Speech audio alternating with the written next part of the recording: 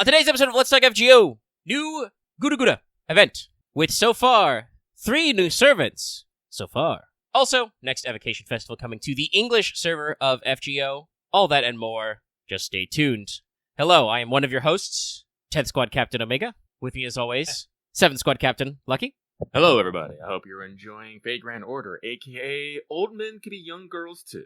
And while we here at Pseudomake like to bring you the latest FGO-related news and memes, we will be talking about current and future events for both the JP and EN version of the game, so anyone not wanting spoilers should work out a proper system of barter. You'll get that one later, probably. Probably. But yes, hello. This is Let's Talk FGO, our weekly podcast, *, about Fate Grand Order. You'll have to see if it's still weekly next week. I'm pretty sure next Friday is literally, yeah. No, it's the 2nd, so we might be able to take some time away from Yote. Debatable. We'll see how it's going. Lucky may just be playing Yote while he's cool.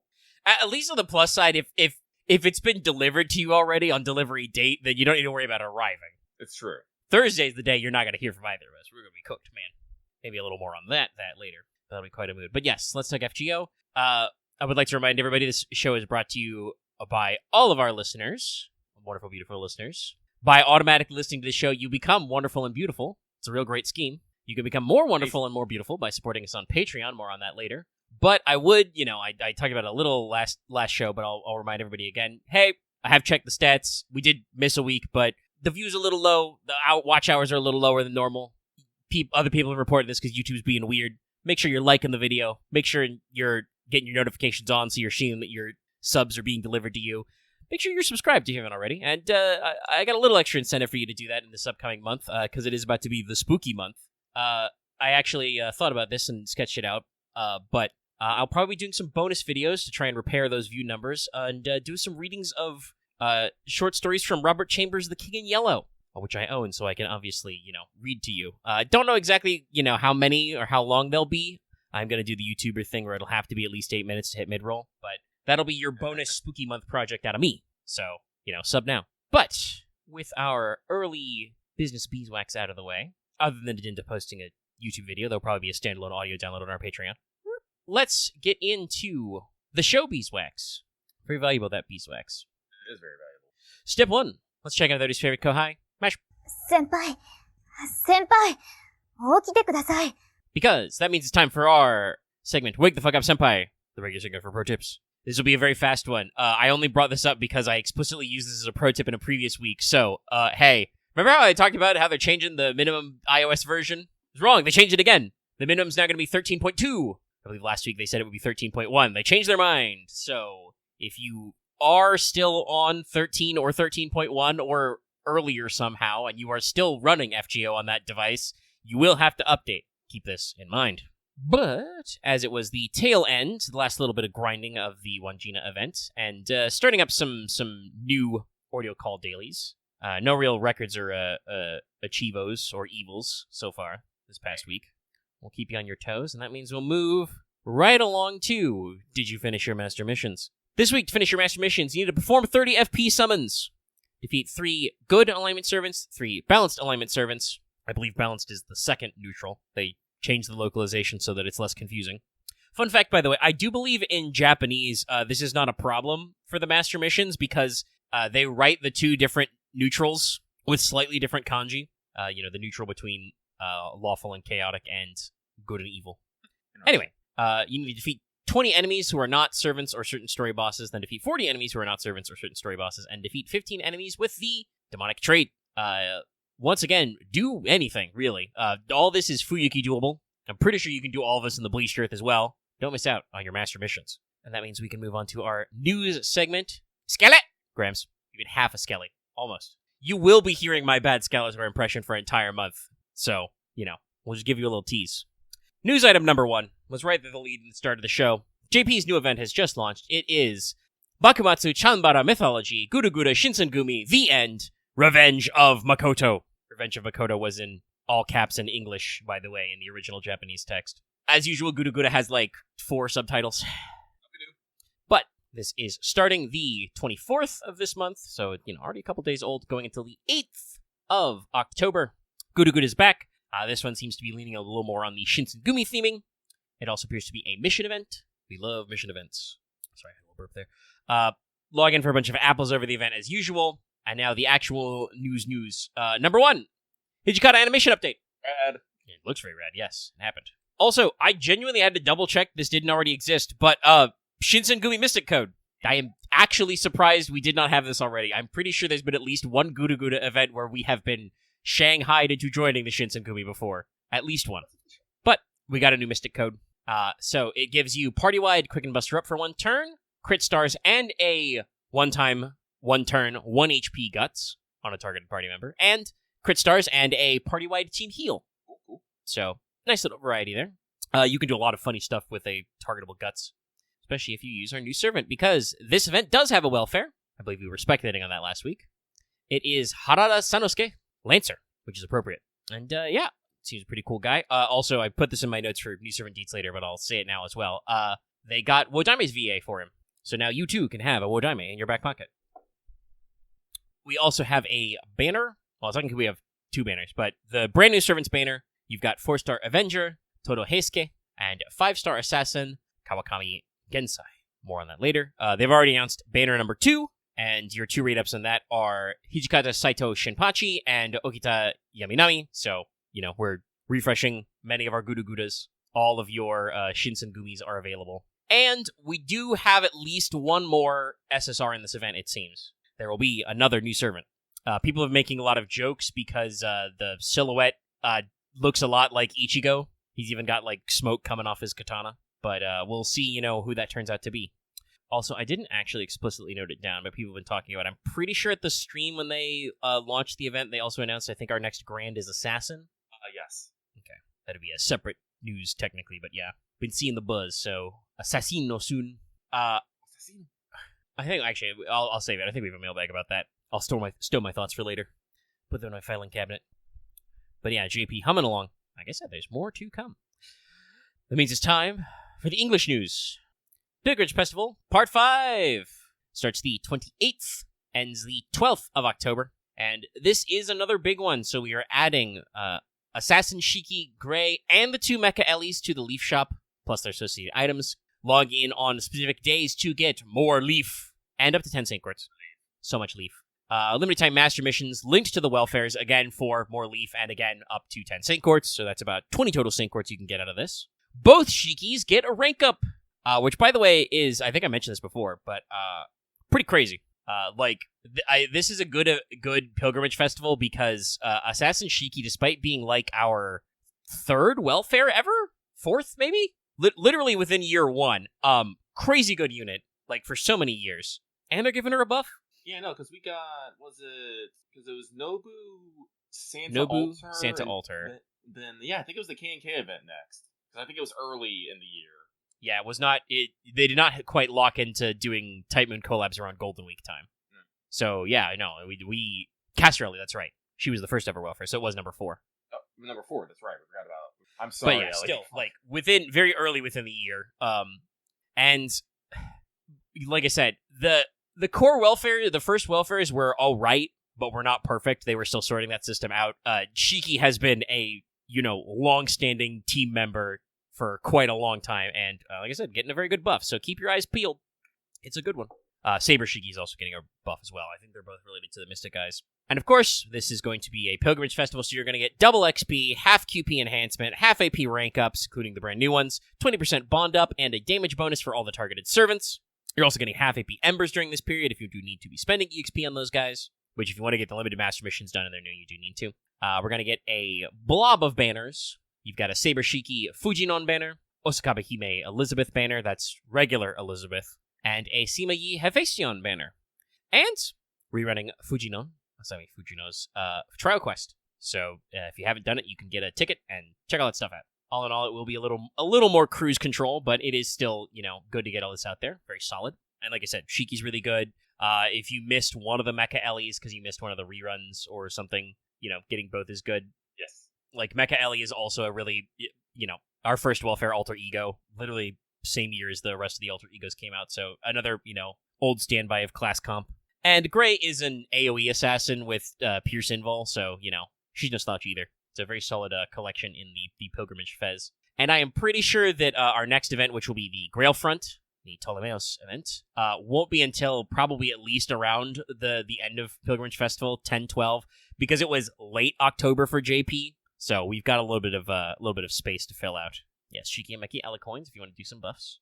Get your coins on. And also, technically, I've got some semi-breaking news, but Aniplex of America just said that they've hit 1 million subs on their YouTube channel. Nice. Good for them. It's a lot of subs. Actually, I didn't write it down in my notes, but I should have. I retweeted it if you're following on social media, but I'll let people know if you're not following on social media, because, social media. Aniplex of America is running a giveaway for a signed shirt. They've got a few of those, because a couple of the AOA crew, AOA, make sure I'm saying it right, did go to FGO Fez in Japan, and they just posted a video about it. The video does come with a very lovely disclaimer that it's like, hey, by the way, this is for current JP content. Watch out. You might see some shit. But if you show a screen cap that you liked the video and follow and retweet them, the FGO account, you might win a shirt. That's real neat. But also on the JP side, I believe I just saw it in our patron chat. Patrons get to follow along live, by the way. That JP has also announced that their November event will require OC4 clear, which is interesting. But also, they probably want you to clear OC4 anyway because, the end of Part 2 is in December. No, I'm still waiting on that secret foreigner audio call. Honestly, if I had to guess, I would say that'll probably be the November one. Yeah. Because I feel like the way we've got Guda Guda right now to wrap into the early October. Mm-hmm. I mean, they could utterly bamboozle us and hit us with an October, a Halloween event that's OC4 related, but I think them saying November requires OC4 clear is that's going to be the forwarder one. Oh, shit. Actually, that's a good question. I was just thinking to myself. Was Salem was actually December. It wasn't no, it was very late November. Still, it was close. He's posted his work on the thumbnail, so let me download that real quick. You watching at home on YouTube have already seen it, but movie magic. But yeah, so keep your keep your eyes peeled. We're gonna lock in Grand Assassin next. Shit, is that everybody? No, Caster. Lancer. Still. Haven't done Caster yet, have we? No. Ooh. No. Ooh. Wait a minute. Grand Caster for last? Hold on. Yeah, no. Uh-oh. Wait a minute. Hold on a second. Guys. Yeah, no. I think they showed off the order. Yeah, Caster's always been intended last. Yeah, I'm sure they did show it, but I wasn't thinking about it in proximity of the finale. But now that we're doing that math, I'm like, hold on a minute, wait. Sorry, it's just a very suspicious position to put everything in, chat. All right, well, we'll see what we see, I guess. But I do believe that should be our Skelograms. Yay. So with that, it is time to get into this week's Let's Talk FGO Mailbag, the segment where we see what you have to say and comment accordingly. Let me get one last refresh in here, just to see. Nope. Okay, we got five lovely comments, and we'll get through them all right meow, starting from the top. This first one comes from Mr. Hart, who only says, no questions, only vibes. Well, thank you. We take those around here. Mm-hmm. That is one of our forms of barter. Yes, I will take 2 likes and 3 vibes, please. Mr. Hart is the opposite of Dr. Heartless. Makes sense to me. With that, though, we move on. This next one comes from Monster Girl Aficionado. Dear Lucky Omega, no question this week, just sending good vibes. Wah, wah, wah, wah, wah, wah, wah. And wishing you well. Keep up the great work. P.S. I'm probably playing Vengeance Story as you read this. Oh god, a bear. Let me check. No one has been killed by a bear recently. Bear gods of Two Bear River. This is where Axe just posts that there's a bear in the forge again. Definitely more on Vintage Story later. But moving on. This next one comes from the Tyrant King considering jumping into competitive Yu-Gi-Oh! Crazy! Question. Hey guys, I have 2 questions. My first is, anyone thinking Gensai will be the Grand we'll have to fight for the class battle? I mean, they just popped out a new assassin, so they seem to be doing this fairly recently right now. I mean, it fits the current mold, but it doesn't fit the earlier mold. I don't know. They could bring back Gramps. I would like for them to bring back Gramps and have, give him a sick new NP. Give him some new animations. Give me more Joji Nakata will come down and do some new voice lines. Oh, definitely. I would love to see Gramps. But, yeah, no, I think it's a pretty safe bet. But this goes on. The next question is for Omega. What are your thoughts on the new Genesis format for Yu-Gi-Oh! And what decks will you be piloting there? Yeah, so this was a fun little bit of news over the last week. We talked about a little bit at the front of Failed Portrayal. A little bit, he says. It was like an hour. Vesper's internet didn't explode this week, so we're actually in to speak. But yeah, so Yu-Gi-Oh! Recently announced a officially supported alternate format where instead of the traditional Forbidden and Limited list, there is a point cap system. Oh, interesting. So, officially sanctioned like YCS tier events, that's Yu-Gi-Oh! Championship Series. I should explain if people are not familiar, but the big tournaments will be 100-point cap, and they've done something very interesting. So, first of all, means that a lot of older cards are legal again. Pot of Greed, the classic, is only 30 points, so you can easily fit 3 of them under the 100-point cap and have a little bit of wiggle room left over. Other power cards are similarly costed. Lots of what we call floodgates and other FTK-enabling cards, just cards that either cause your opponent to die before they even get to take their turn or prevent your opponent from playing at all. 100 points. So you can play one, just one. If you literally have a 0-point deck, you can cram, Skill Drain or something in there. Lots of current meta archetypes, brand new cards that are coming out or have come out recently have a little bit of point value to keep them balanced, and some don't. So it's a really interesting take. It's a little limiting because they've banned all links and pendulums because they're not using the extra monster zone. They're using the classic board layout, the original dual mat. So that's probably why, because they're trying to appeal to newer, as in haven't played yet, and also old school players at the same time. But it's a pretty cool format. Not really sure about what decks I would run. I would have to do a little building. I know that their Konami's built-in deck builder website has been super swamped over this past week because Yu-Gi-Oh! Players are we call it cardboard crack for a reason. You give them an alternate format to build decks in, and they'll try. Already, people were posting trying to do their best to break the list. Luckily, Konami immediately, literally within days, was by the way, we have a new adjusted point list. The point list you saw when we announced the format was from about a month ago when we froze it. So, hey, updating point list. Blew a lot of the stuff people were already thinking would be a bad time, out of the water on, day 2. So, they're being super reactive about this, by the way. There's been a blog post, every day this week about Genesis, which is crazy. Konami never talks this much, the TCG department. So, a lot of people are pretty hyped. But, like I said, I'd have to take a crack at a deck builder. I would probably try some of my favorite, rogue or off-meta strategies. Mimigools is pretty fun. I'm also a big fan of the Metalmorph cards. That's a little tough because I think Incoming Machine is 33 points, so I would probably only be able to play 2 of it and not use my entire point base. But it's a fun little format. It says they're planning on supporting it. Not only are they going to run it at side events, they're actually going to have a Genesis-only YCS tier event next year, so they're pretty big into this. Keep your eyes peeled. We will probably, as in we, the Yugi boys on this channel, will probably do some Genesis content at some point when we can actually, string together enough players to play some Yu-Gi-Oh games. Always the struggle. It's true. Scheduling.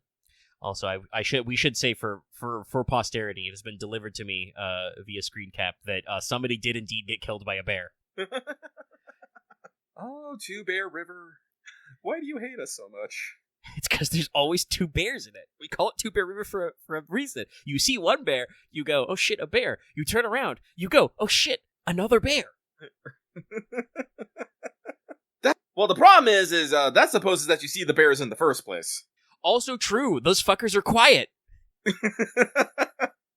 Actually, I think everybody in Vintage Story is quiet. I don't think there are a lot of footstep sounds unless you have big jangly armor. Mobs definitely don't make a lot of footstep noises. Well, they are black bears. Oh, so with that, oh, excuse me. Got my throat there a little bit. This next one comes from Agent 418 saying, "Hello, Lucky Omega. P.S. Have a good weekend, y'all.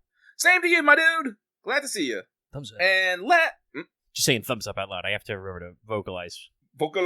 And last but not least, this one comes from Rapidly Aging Master. And they say, howdy, Lucky Omega. Hope you're having a good week. Question. Question this week is, what part of JoJo is your favorite? I have been reading it now that I caught up on One Piece and I needed another manga to read. P.S. The alias would have been a bit more fitting last week. I'd have been closer to my birthday, but I was too busy with work to get a question in. I recently turned 30, so realizing time flies even more now. That it does. It just keeps on slipping. Into the future. Into the future. Fly like an eagle to the sea. Unfortunately, this channel is 70% internet memes. The rest of the 30% is music memes. That's it. It's That's just all something we about got. music lyrics, man. You say a line and it's just like, it's in there. But hey, happy birthday. Happy birthday, says the guy turning, 40 in a couple years. It does keep on slipping. It's like, you enjoy that. It only is gonna get worse. Yeah, enjoy the big 3-0. Ugh. I'm out here going like, man, I can't wait for it to be cool outside, for it's that alleged autumn to actually hit, because I need to start fucking working on my cardio. Nah, don't neglect your health. It's important. Take your It's vitamins. very important. Anyway, favorite JoJo's part. Yes.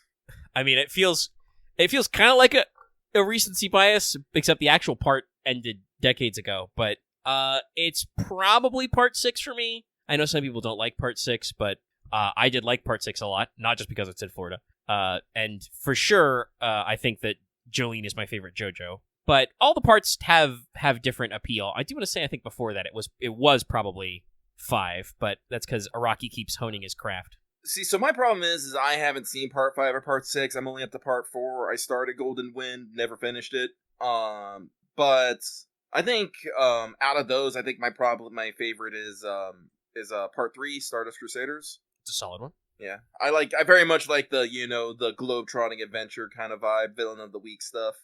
It's a classic. We should probably work a JoJo watching in if we're doing movie nights. We They should. love the JoJo. No, Lucky didn't finish watching 5. I watched like a few episodes, but then just fell off for whatever reason, and I just haven't gone back. It's one of those things where you start something, and you're like, oh man, I should really finish that, but then you're just all like. Yeah, I feel like very, very much these days. That's those. I have 2 moods of watching. It's either oh, I really should finish that, and then we just never get around to it, or it's like I must watch all of it.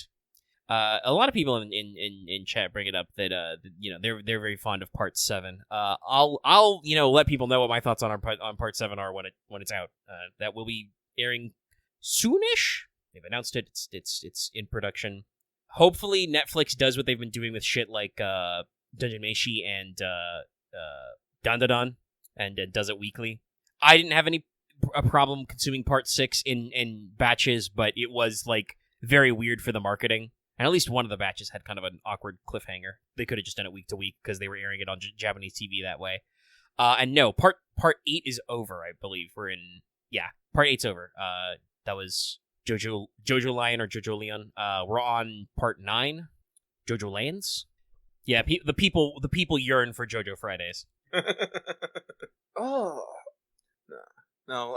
We will, we'll, on the movie list, we will put in some JoJo's and try to watch them. Like I said, context on that is me and Omega are definitely thinking maybe Saturday nights, popping up in our Discord stage and streaming movies for people to watch together, so everyone can be caught up on classic medias and personal favorites. We haven't actually populated the list yet, but we can see it. Oh, sorry.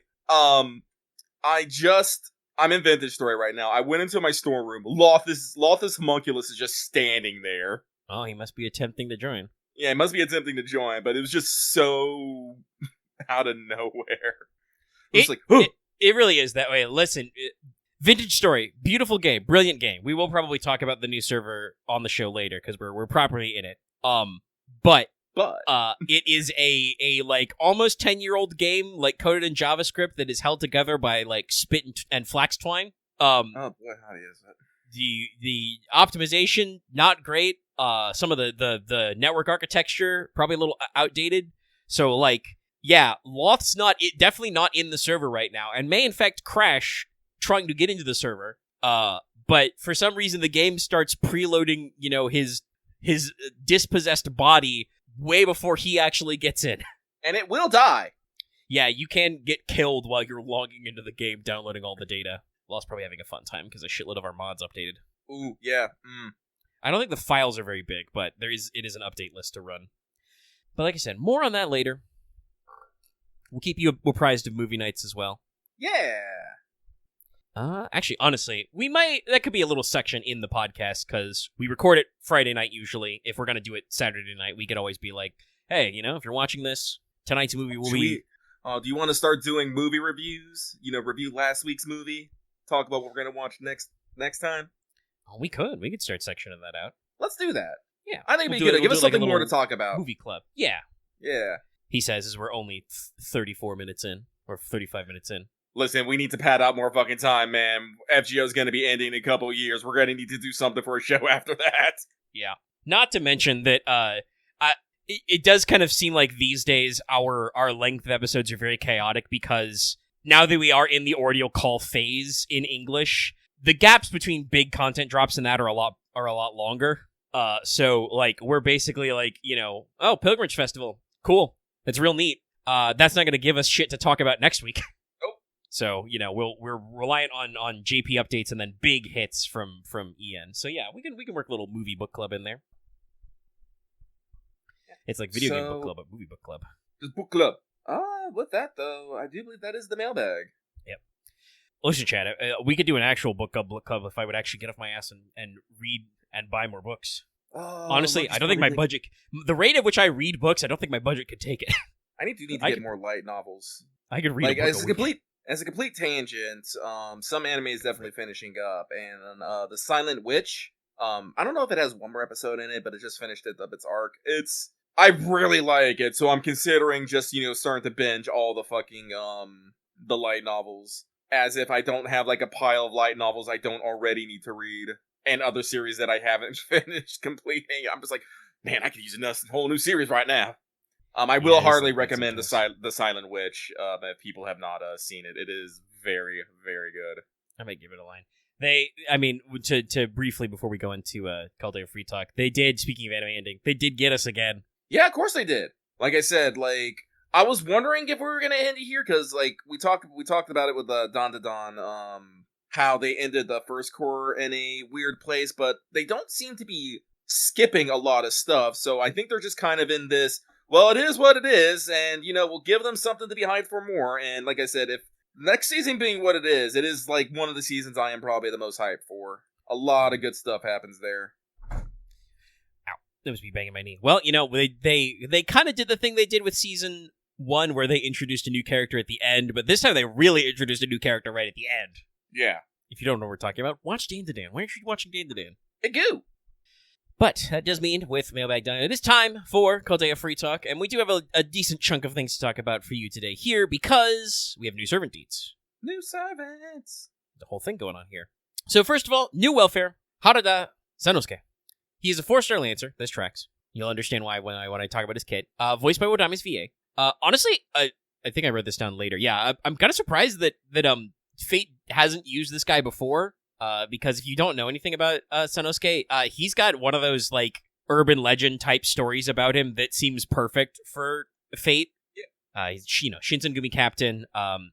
There'll be several references in his kit, and later that at one point basically somebody challenged him. They're like, this fucking guy doesn't even know how to commit seppuku. And he was like, okay, bet. Turns out he didn't. He fucked it up, but he survived. And it gave him a scar that he later used to influence his personal crest with a straight line, which you see referenced several times in his skills and animations in this servant version. But also, apparently, there were many rumors that during the restoration, he didn't die and instead fled to China and became a mounted bandit, including at least one story that may have been reported in Japanese newspapers that a mysterious, older Japanese man aided the Imperial Japanese Army during the Sino-Japanese War later, who could have allegedly been Harada Sanosuke. So, it's just crazy shit. So, great pick. So, for stats, you're looking at 2 quick cards, 2 buster cards, 1 arts cards. High hit counts. He's got 5 hits on the quick.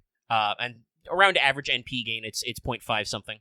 His NP is single target buster, and every single time you fire that NP, you get a 3k HP guts for 1 time, 1 turn. Yes. Every single time you NP, you get a guts. It also gives the targeted enemy 20% defense down and crit down for 3 turns. The overcharge effect is just NP damage up for 1 turn first. Slaps harder. First skill is a pretty normal variant on the multicolor. He's got 20 to 30% buster and quick up for 3 turns. Also gives him 5 to 15 stars per turn on self. So you can do a little star gen, do a little crit, whatever works out for you. And quick crits do generate a decent amount of NP. His second skill is a funny little 40% chance to guts, stacks with other guts, 2 times 3 turns. Oh, 2 times 3 turns. All right. Yes, up to 3k HP again. So yeah, it's not a guaranteed guts, but he does have a guaranteed guts on his NP, so he can get possibly 2 whole extra gutses. Probably wants some of that buff success chance up then. True. Also, when a guts activates, when any guts activates for 3 turns, he gets 20% NP battery instantly. Oh, no. Yeah. So, yes, that's right. When he triggers the guts he generates off his NP, he gets NP refund, so he could get more guts. So he could get more NP. Are you understanding how this works, chat? Final skill is a 20-30% attack up on self for 3 turns, and also 30% crit up for those 3 turns, and just gains 5 to 15 stars. This means that between his NP overcharge effect and all of his skills, he basically has all the offense buffs except trait damage, special damage up kind of a thing. His passives is just magic resistance E for a little tiny bit of debuff resist. So yeah, Harada's a little no frills. His skills are all pretty plain, but he's in a style that's pretty popular for Lancers in that he is designed to not die. And since Guts triggers gives him NP, he will use that to get more guts. And so there's probably some funny brews you can do with this. Attack targetable guts on him and other stuff. Other servants with guts success, etc. Very solid stuff. And like I said, he's a great addition to the team, and I really was kind of surprised Fate hadn't covered him before because he has such a weird legend. Well, made it in. Ooh, he did make it in. Good. All right. Our next new servant, we have Kawakami Gensai, a new SSR assassin, who the actual historical Gensai inspired the character of Himura Kenshin. Because the real Gensai is one of the 4 manslayers. Gender flipped because, Takeuchi does what he wants. Yeah. I believe in dialogue, Gensai's actual excuse is, I was, my body was completely destroyed when I was killed, so I decided to come back as a woman, because why? Yep. So, for an SSR assassin, weighted more towards attack than HP, but not to either extreme. You got 1 quick card, but 2 arts and 2 buster cards. Average hits, trending higher NP gain. I think it's like 0.6. So, Noble Phantasm is single target buster, but pierces invul and ignores defense for 1 turn first. Jesus.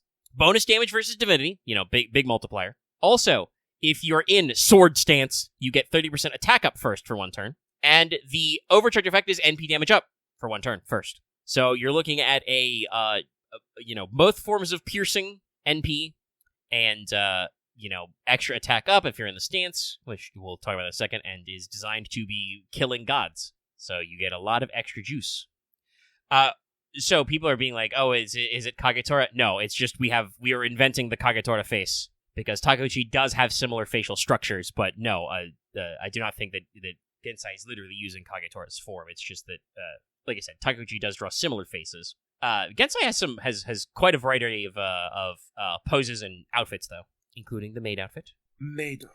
But yeah, so for skills, first skill is 20 to 30% arts and buster up for 3 on self, and 30 to 50% damage up versus the human attribute for 3 turns on self. So you've got yet another bonus damage, and also just, general arts and buster steroids. And so the buff that gives you sword stance is the second skill. So this is a skill that at minimum, it starts at 4 turns, and it ends at 2 turn cooldown.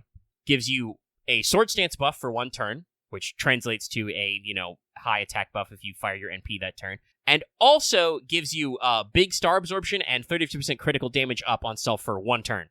So every 3 turns, you get 1 full turn of 50% crit up. That's pretty good. And also, you're going to suck up a lot of stars. Final skill is all enemies get a skill seal, and all enemies get 20 to 30% crit resistance down for 3 turns, which is basically just crit damage up and in reverse.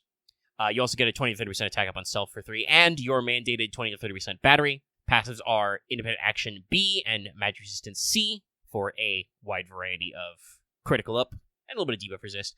Kawakami technically has Presence Concealment, but it's at, null rank, so they don't actually get any benefit from it as a passive. I don't know exactly what the idea is here, but I presume it's just that, we're not concealing our presence. I think I think I may realize why. I think Kawakami was one of the 4 manslayers who was, known for doing assassinations in broad daylight. Maybe. So that would explain no presence concealment. Also, actually, that reminds me, there was one more. I forgot one more of my my pocket Harada facts. I believe he was accused of being one of the parties that assassinated Ryoma Sakamoto. He was not. It was probably not even a Shinsengumi-related hit. But, yeah, no, if I remember correctly, I think the Shinsengumi originally took credit for it, but it was later proven that they didn't. The Shinsengumi were known for doing raids on ends and shit. Some of their most famous attacks were indeed that. Yeah. But no, I do not believe that. I mean, if you want to think about it this way, the Bakumatsu period and the prelude to the restoration was groups like the Shinsengumi and the other groups were basically just like Wild West gangs, but again, instead of revolvers, unless you were Sakamoto, they were armed with katanas and spears and stuff. Like you'd be having a nice day down at the saloon, and then suddenly a guy in a blue Hayori kicks down the door, and then it's fucking on. But yeah, Gensai doing broad daylight killings is probably why there's no presence concealment. But honestly, kit-wise, we've had, some budget assassins who do, pierce, invuln, ignore defense. Charlotte Corday, for instance, is pretty good at that. I know for a fact that, we mentioned her, Ryogi Shiki does pierce, invuln. I don't remember if it's also ignore defense on her NP, but you can get a wombo combo of some of those. But Gensai is that in, the SSR writ large, the premium version with big stat pools.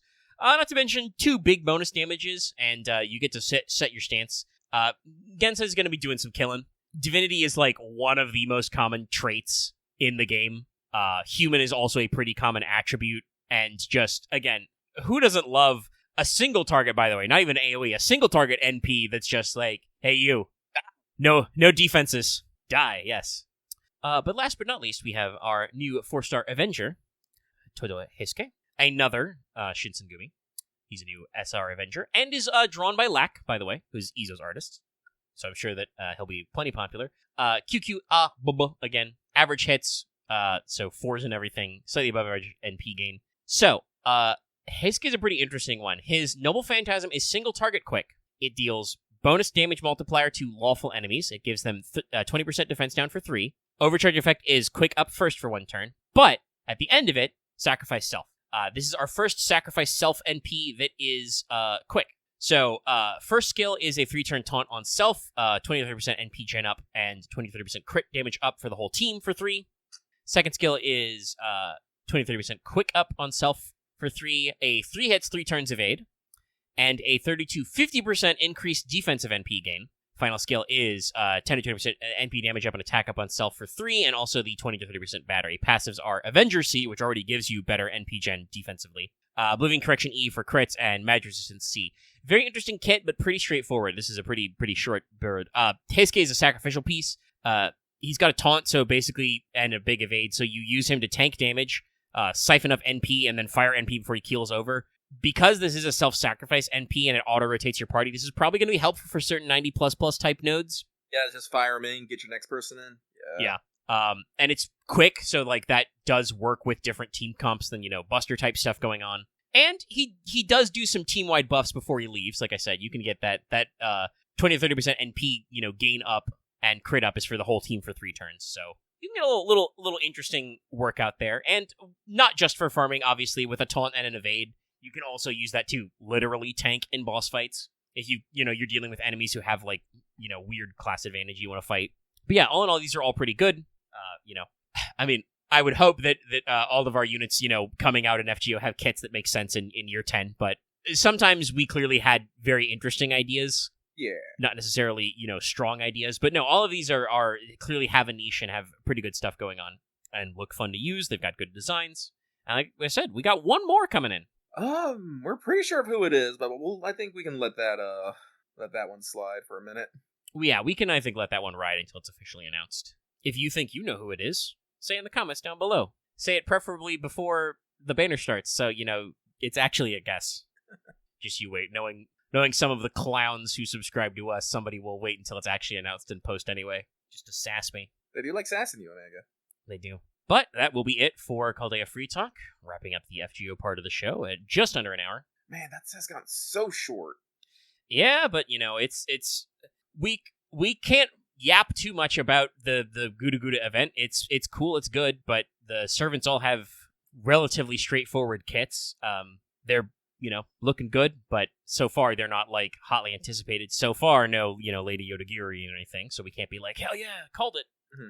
And we're just, schmooving on the other thing. Yes, everybody's making the Ichigo jokes. I wanted to say that, I was like, well, because I saw some people somewhere else in a different server being confused. It won't actually literally be a Bleach crossover, but I know that the Tite Kubo does do designs for the Bleach Gacha game, so that would be pretty cool if they could get him in as a guest artist. Oh, that'd be so amazing. Like, give him 4 Ascension slots to, or like 3 Ascension slots to work with sprites.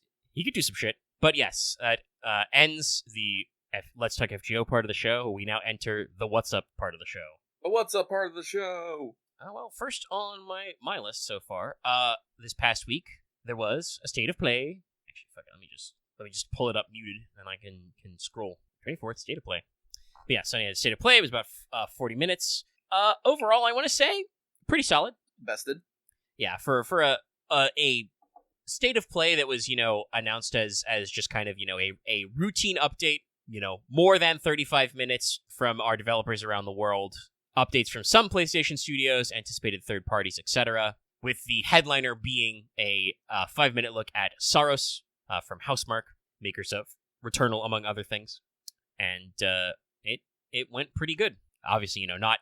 I don't think it's possible these days, and I do want to say this, because usually when you get these, like, pressers, some people are just kind of like, like, C, or even worse, because, there are some games that didn't appeal to them. I think that the age where you can get 40 minutes of video game trailers and you're interested in every single one of them are over. Yeah.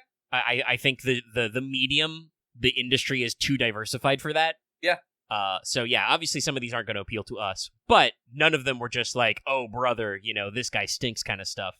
And as they mentioned, they did start with the big 5 minutes of Saros, which is basically all in-engine, gameplay stuff, even if a decent chunk of it is just running around. I missed that, actually. I came in, like, immediately after that, so I actually didn't see that. Oh, well, it's up on YouTube if you want to check it out. It's looking pretty good. The best way I would describe, I never actually got around to playing Returnal. I played a bit of Returnal. It's okay. This seems to be basically, I would say, spiritual sequel. Mm-hmm. Because it's still, third-person, like, shooter action. Still doing weird alien stuff. They've once again reiterated this is straight up a planet known as Carcosa. There is a sun going black, and there's, weird shit with a guy with hands. There's some King in Yellow shit here. This is why I thought about, reading from Chambers' short story collection. So, like, aesthetics-wise, it looks pretty sick. But they've added what look like a decent number of new abilities for, like, exploration and stuff. The big one that's shown off in the gameplay is there's something they're calling the Soltari Shield, which is you get to shield yourself, and you suck up enemy projectiles and shoot them back. So, you're getting a lot of that kind of, like, fun bullet hell type stuff that they had in Returnal, and you can absorb energy to use your power weapons, which have a bunch of different stuff. They're talking about using the adaptive triggers. I'm literally watching the gameplay footage in the State of Play right now, and it's like, yeah, it's got all the kind of like bullet hell pseudo rhythm game stuff that you saw from some trailers in Returnal as well. There's like enemies shooting like rings you can jump over, different weird patterns of bullets. You do have an AI woman in your head, so our main character has somewhere to talk to. I do love AI women in my head. Yeah. And honestly, as much as they talk about, haunting and emotional journey, if we're touching on, like, King in Yellow mythos type stuff, even if that's just as far back as the original Chambers, there's probably going to be some weird psychological stuff in here, in addition to the fact that there are going to be, floating murder robots that shoot conveniently color-coded bullets at you. But I think actually, like, having kind of a person to talk to bounce off of is important, because like it can be a little hard to actually do like psychological and emotional horror stuff if your protagonist doesn't have anybody to talk to. Yeah.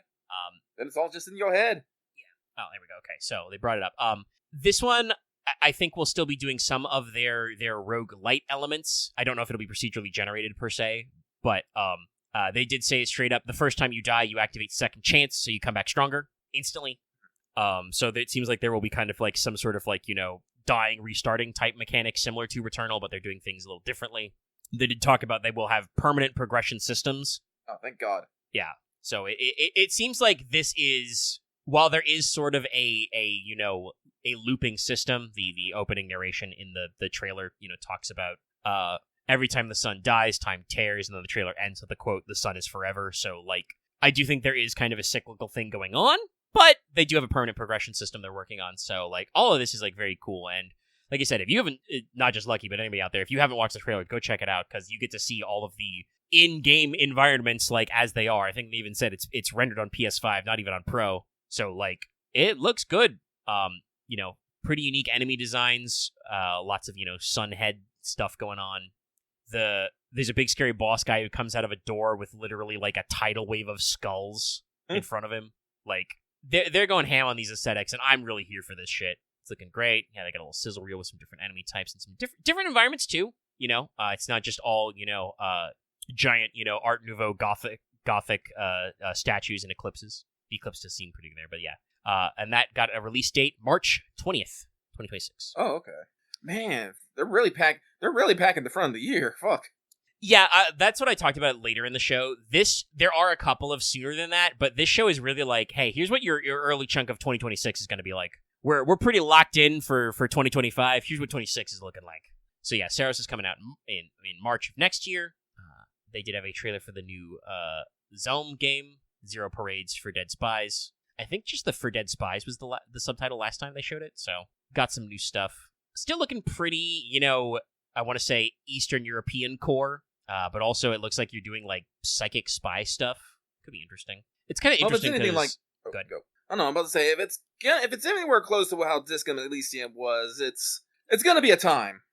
Yeah, that's what I was going to say was the interesting part, that I'm pretty sure, like, the actual, like, project leads behind Disco Elysium are no longer at that studio. They are not. But the new game still looks very strongly in that, like, aesthetic and style, and like, they have, different dialogue and, like, choices and stuff going on. So, I guess we'll see how closely they compare when it actually comes out. Does remind me that I also should play Disco Elysium sometime. I'm pretty sure it's on PS Plus, so I can just obtain it.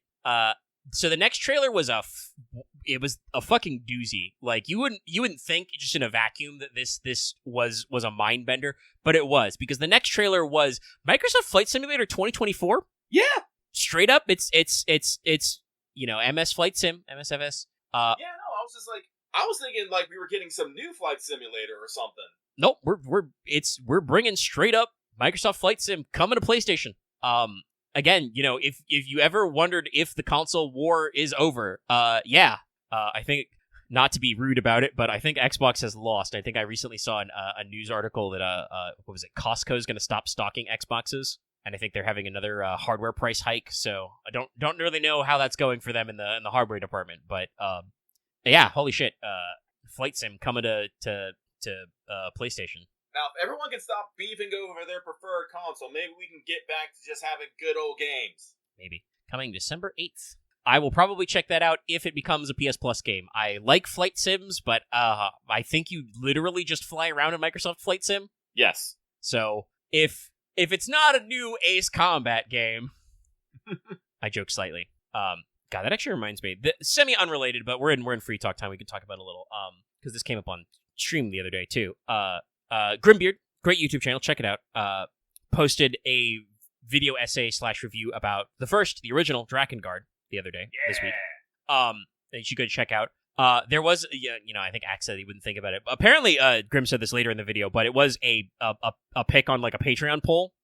So it was a little facilitated by the viewers, but we talked about this on stream. I think it's a good fit for Grimbeard's channel because it is an older, not necessarily obscure, like a lot of people know about Drakengard, but it's a game that was generously a little janky. It's very idiosyncratic. It was the first Yoko Taro brand Yoko Taro experience game for Very video gamers. So.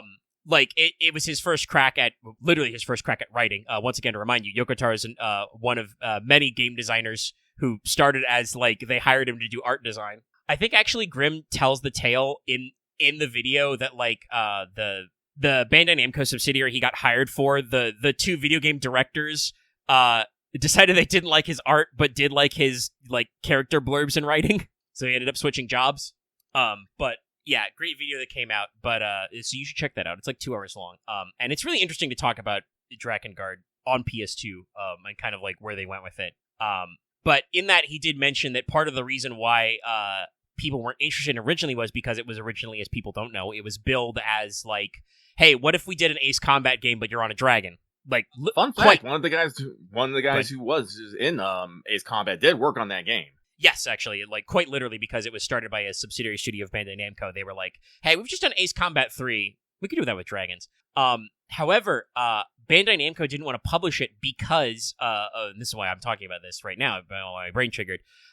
They just had an abysmally bad port or localization of Ace Combat 3. The original version of Ace Combat 3 Electrosphere had like anime cutscenes, branching story and shit. A lot of things that, like, again, Yoko Taro and the crew working on Drakengard were inspired by, like, especially like multiple endings and branching story paths and stuff. The localizers. Good. No, sorry, I'm just thinking about the endings of Drakengard. Bruh. Yes, no, Drakengard also starts Yoko Taro's trend of just kind of like, not necessarily, I want to say like mocking gamers. Like, I don't think he's trying to like clap back, but he definitely has this question of like, he makes you question the underlying assumptions of video games. He's like, why would killing more people get you a better ending? Yeah. Like, the best you can hope for is the easiest ending to get in Drakengard is the bittersweet one, and from there, the endings only get worse and or weirder. So, yeah, no, like, it's just like, why would grinding more mean you're a better person? Also, none of the people in Drakengard are great people. No, not really. Except for the token kid. And even then, I feel like the kid is there just so you could be like, man, that's real fucked up. There's a kid here. It is real fucked up. Like I said, Drakengard was the first Yoko Taro game. Yeah, no. But yeah, so Bandai Namco didn't want to fund it because they'd apparently like completely botched the localization of Ace Combat 3. Like the English version of that, to make it fit on like one disc, like hacked out so much of the story, like back end and stuff. And so the reason why I was thinking about, like talking about like, paying full price for a flight sim stuff, it would be like, oh, that'd be another one, Bandai Namco, if you're thinking about it. I just learned that apparently you had a historically bad release of that. Maybe a remaster with a full release. That's a good use of remaking and remastering games, is to bring them out in full. Because yes, chat, there was a time when localizations actually were by critical objective measures bad, and not just bad because you think they're bad. Like, they were actually bad. They would cut shit and fuck shit up, not even like intentionally, just because it was being done by two dudes in a closet. But yeah, so Microsoft Flight Sim, like I said, interesting. I'll keep an eye out if it pops on PS Plus. Apparently, also, by the way, to finish the Drakengard conversation, apparently at one point they shopped around making a Drakengard, remake / remaster to kind of recollect content, but did not get any biters on that. No, Drakengard 1 didn't sell that well. Drakengard 2 sold even worse. Drakengard 3, I believe, did pretty okay, but Yoko Taro didn't get like mainstream appeal until he did Nier Automata. Yeah. Like, even when he did Nier, both Gestalt and Replicant, again, like, all of his games were basically, niche games. So yeah, Yoko Taro is a real interesting guy. Like, again, I think people kind of mischaracterize him sometimes. Like, Yoko Taro is not some guy out here who's like sticking it to, corporate or anything, right? Like, by his own admission, he makes his video games based on how much money he's got in the bank. Like, he is the reverse of Vanillaware. He will design the game to exactly fit how much budget you give him. But like, he is the kind of guy who will kind of like push against corporate, and the original Drakengard was heavily micromanaged by corporate. Like, not even necessarily like just making changes, though apparently Square did try to micromanage him a lot of stuff, but also just like lots of, generic pushback, stuff like that. The fact that it has ground combat at all is absolutely only just because I think it was Dynasty Warriors 3 had just come out, and like, at least by the way like interviews are phrased, being Japanesely polite about it, Square, when they decided to go for the publish, or Enix I think originally, but it ended up with Square Enix by the time it came out. But like, they didn't so much say, hey, you should make this like Dynasty Warriors 3, but they did say like, that third Dynasty Warriors game came out and was pretty cool. It would probably be more marketable if there was some segments of this game that were like Dynasty Warriors. And then not just Yoko Taro, but apparently his whole team, throws up their hand and go like, okay, I guess we'll do it. The ground combat in Drakengard wasn't that bad, and I did like all the weapon systems. Yeah, it's again, having just watched like a 2-hour video on it, it's like, by all accounts, it's definitely a very janky game to play. Like, it'll fight you at points to actually play it. So I'm not like, I don't know if I want to beat down the door to try it myself, but I put a lot of hours in Drakengard when I had it. it seems like a game that is designed to actually give you some hours to put in, even if it is just like the endings are only going to get more weird and fucked up. Like it seems like on the one hand, Yoko Taro did want to deliberately get away from like the style of like storytelling and protagonists that were in like, you know, mainline big budget JRPGs at the time. Just because you are not a good guy. No. But like your I think allies are not good people either. I think the way he phrased it is just like he's not against those games existing, but as a writer, his opinion is basically like, well, that game already exists, so why would I write something that somebody else already wrote? You know, which is totally fair. Please give me a Drakengard collection. I would love it. Yeah, I actually don't know what Yoko Taro is working on right now. Speaking of budgeting, but that would probably be like a thing that could work out if they actually, you know, could smooth it over, or if at the very least just put the ground parts of Drakengard in an engine where like they render enemies a little better. I did see some video game footage, you know, where blobs of guys would disappear if you got 10 feet away from them because the engine is not.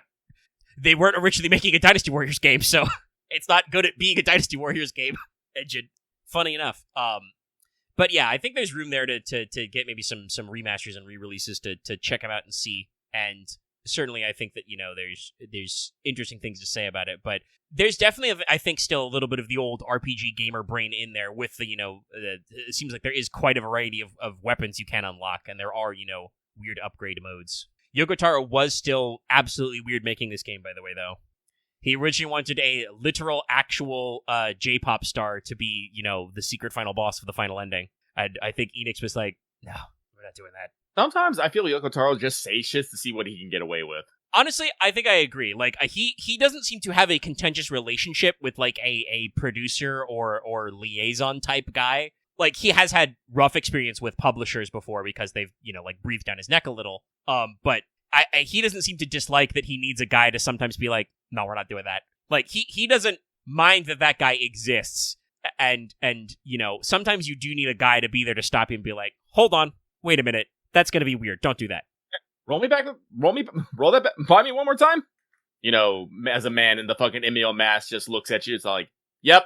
God, there was such a great Grim had a lot of clips of Yoko Taro in there because, you know, he's one of those video essayist style who usually goes into like the history of the game and the creator and stuff, like how we got here type stuff. And Yoko Taro is definitely a weird guy about the press, so like he cultivates that distance, you know? Yep. But he had some great clips of interviews. There was one panel, I think, where somebody asked him, like, hey, you got snacks back in there? And he just reaches into the back of the mask, pulls out a candy bar, and he's like, yes, in English. I'm just like, oh, God, Yoko Taro. No, I love him. Like I said, he is a master of his craft, even if his craft is a little fucking weird. Not a little fucking weird, really fucking weird. It's pretty fucking weird. He's got weird ideas. I do like, there were a couple of more anecdotes I'll say to say this because they're very funny, but so they approached, you know, Square Enix and Sony PlayStation to get this game greenlit, right? And they were concerned because there's some very heavy themes in Drakengard, the original, which were not in vogue in the PS2 era. But apparently, by all accounts, the Sony guys were so worn out because they've been getting product pitches because this was like at the end of E3. Like E3. Yep. They had just been doing so many pitches and products that they, you know, the producer approached them, not Yoko Taro himself, but his, you know, one of his producers volunteered to fall on the sword. And they were just like, why are you still here? Go home already. Make the game. And didn't ask questions. But there is another funny thing.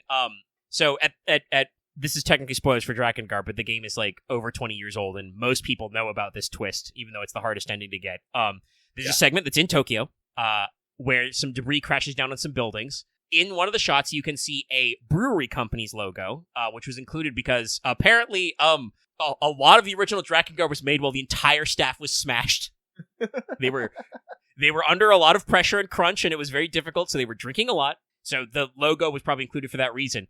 Between that segment being like greenlit and the game actually coming out, Square Enix moved into offices right next door to that company. So Yoko Taro did not intend to smash Square Enix in that segment. It just so happened that by pure happenstance, by the time the game was finished, Square had moved into a building that is being destroyed in Drakengard.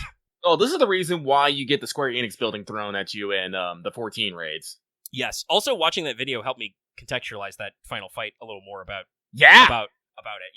I mean, I know you mentioned to me that it is like straight up Drakengard related, but it's one of those things that without seeing you just kind of go, oh yeah, okay, and you watch it like, wow, this is literally just Drakengard. Okay, Yoko Taro did not embellish at all.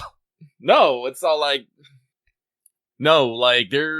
it's a whole thing. Drakengard to near lore is fucking wild, and the fact that Yoko Taro has like this whole thing about it fucking throws me off constantly. I still need to play Near Reincarnation, at least get the fucking story out of that done. I think it's at end of service, but I think I might be able to still get. I believe you can get a download of the actual story chapters at least. Yeah, it's got like a recollection type mode. Yeah, Yoko Taro is crazy. Like, again, a lot of this comes out from like how the game was set. Apparently, he wanted the original Drakengard to literally be European history, but he added dragons for some reason. They ended up not exactly doing that. They ended up changing the names and doing lots of generic fantasy stuff. Also, the Drakengard localization did obscure some stuff. It was very much more straight up Christian biblical, but in that weird Japanese and Evangelion way in the Japanese dialogue that got kind of smoothed over because it was, the early 2000s. But it kind of works out anyway, because the whole point of that ending is that, no, actually, the Drakengard world was actual factual Earth until, in a time paradox, which is explicitly called the time paradox, later in the canon, a giant floating fortress appeared in their world and introduced magic and shit. And then Nier is fucked up because in the Drakengard ending, you put the Drakengard shit in 2003 Tokyo. And you start a pandemic that ends humanity.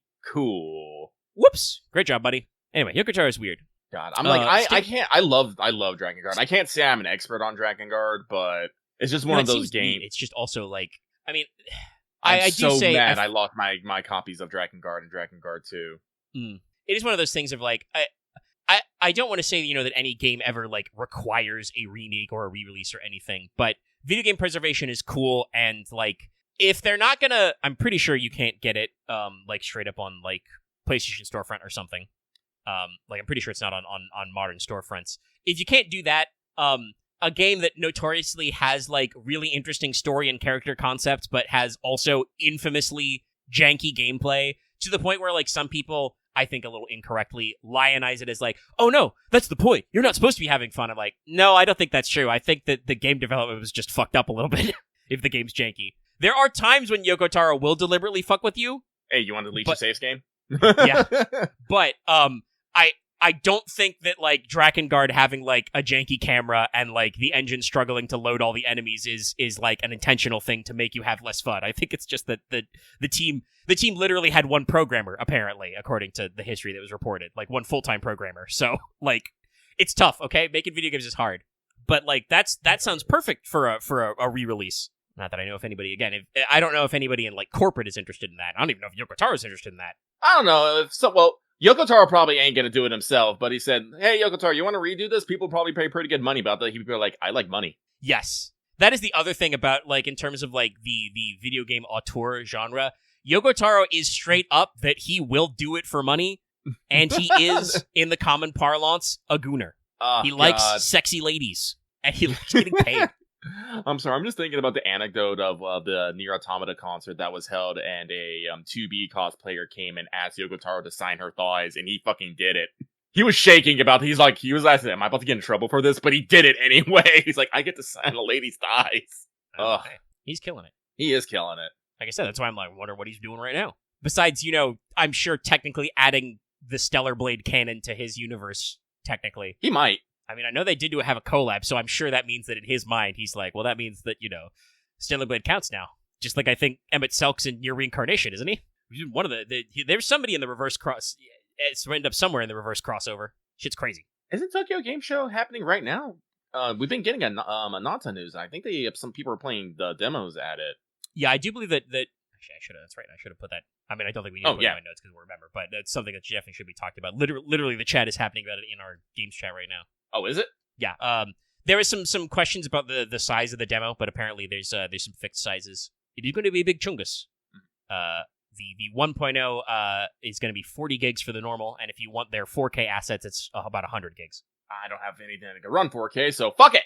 It's pretty big. But apparently there was an original leaked spec from like their unoptimized, beta builds a while ago that was like the size of a Call of Duty game. But hey, it turns out that was the unoptimized file size, and Activision is just lazy. I'll say it. I mean, it's true. They on PS5, they actually got the game compressed like a shitload once Battlefield 6 announced how small their game was. And they were like, oh shit, fuck. Somebody actually remembered that the PlayStation 5 has like a solid state drive built in and you can get crazy file compression. Oops. And this, chat, is why competition is healthy. But if there's nobody out there making you bust your balls, you won't do it. Speaking of which, they actually, at the State of Play, they actually had a campaign trailer for Battlefield 6. Yeah, no, I saw that. Yeah, I mean, it's a Battlefield campaign, but it's looking pretty good. There's jumping, planes, tanks, sniping, that kind of shit. Like they're really playing up their destruction in them. Yeah, I know. Again, military games, military shooter games have never been caught me on their multiplayer. It's always been the single player campaigns that makes or break for me.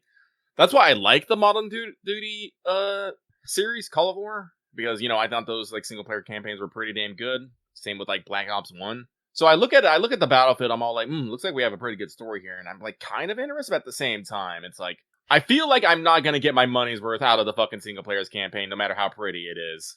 No, probably not. They did, after this trailer dropped, post a mission list, and I think it's only 10 missions. Yeah. Now, knowing Battlefield, they're probably fairly in-depth set pieces. Oh yeah, no, there's probably a lot going on there, but I remember Battlefield 3, I think it was single player campaign, because I'm pretty sure 4 didn't have one. Was when they started phasing that shit out. But that was good but short. There was a fairly limited block in there. Next trailer is another one that's interesting. Deus Ex Remaster, original Deus Ex, now in HD widescreen. It's otherwise the original Deus Ex. That's another one that's kind of did that need a remaster? Maybe not, but also chat, I've played the original Deus Ex. It's janky as hell. There's lots of ways you can basically fuck yourself in character creation by picking useless skills that don't matter in the opening level. And you just get killed. There's also, are you actually that good at the stealth crossbow type stuff? The stun gun is very short range. So I could definitely see, a case to be made for not just obviously polishing up the textures, because the original game is, 4x3 and obviously has those kind of turn of the millennium textures, which are, how would I say, they're endearing, but they are low poly. Honestly, I'm looking at the footage and the quote unquote remaster doesn't really look that many extra polygons either. It's just, like I said, they've made it widescreen. I think they've improved the resolution at the very least. Yeah, the resolution looks better. They've like I said, they've changed the aspect ratio to be widescreen. I believe they said they're keeping all the original dialogue, so all the classic memes. Yeah, my view is augmented. Oh my god, JC, a bomb. This one, like I said, it kind of surprised me, but kind of shouldn't have surprised me, because I believe that the PlayStation port of Deus Ex got added to PS Plus not that long ago. If you had premium, it was free, and it's on the storefront if you want to buy it. So, being shown here is not crazy. I believe they worked with Asper on it. Eidos Montreal did, so. Again, I'll keep an eye on that one, and that's, let me actually double check what date they said. Oh, actually, so they do a tagline. They say new features for enhanced for PS5, enhanced visuals, overhauled controls, and haptic feedback. So they got some feedbacks in the controllers, but we got a date for this. Yeah, Feb 5th. Again. Yeah, they're going early. Just in time for a spooky season, we've also announced that Halloween is entering the asymmetric horror multiplayer game genre. Technically, again, because I think Michael Myers is already in Dead by Daylight. Yeah, I was about to say, it's just but this one is very deliberately themed off of Halloween, the original. Everybody's aesthetics are super 80s, I think, by the hair. Actually, was Halloween the original Halloween 70s or 80s? I forget. Maybe pretty sure it was the 80s. Yeah. But the hair, the internals and stuff, they're calling it kind of like a horror sandbox, they're saying. So you can be a civilian or Michael Myers. Michael Myers gets to temporarily go stealth mode, when nobody's looking at him, do the slasher thing, ambush people. And survivors, get to assemble improvised weapons, try not to get caught, and, take down Michael Myers. But he's a tanky boy. They even show him, sitting up from being, getting his... Actually, yeah, no, it's one of the other survivors shoots him, and then he does the fucking classic Michael Myers sit-up. Yeah. Whoop. That could be funny. This one's a little bit of an early announcement. This one's going to be coming out September 8th next year. Yeah. You gotta make it match up. So that's another one that's like, I'm not super into those sorts of asymmetric games. I played a little Dead by Daylight because it was another game that was free on PS Plus. I've seen a lot of people play Dead by Daylight because it was, for a long time, a super big streaming game, and even then, there are still some dedicated fans. It's an interesting concept, but, it feels like it kind of, like, normally gets a little repetitive, And, of course, everybody's gonna be, fucking competing to be Michael Myers. Just like with the Friday the 13th game, everybody was like, well, it's time to be Jason. I'm watching this footage again. The next game was Last Epoch. Mm-hmm. And I'm like, I still don't know a lot about this. I guess it's like looks like maybe a Diablo-style kind of like overhead hack and slasher. That's what my assumption was. But it's coming to PS5, and it's got a expansion that's coming out same day. I once again asked the question. I don't know. I guess it is by Netmarble, but I'm like, I didn't realize that Seven Deadly Sins had quite so much money.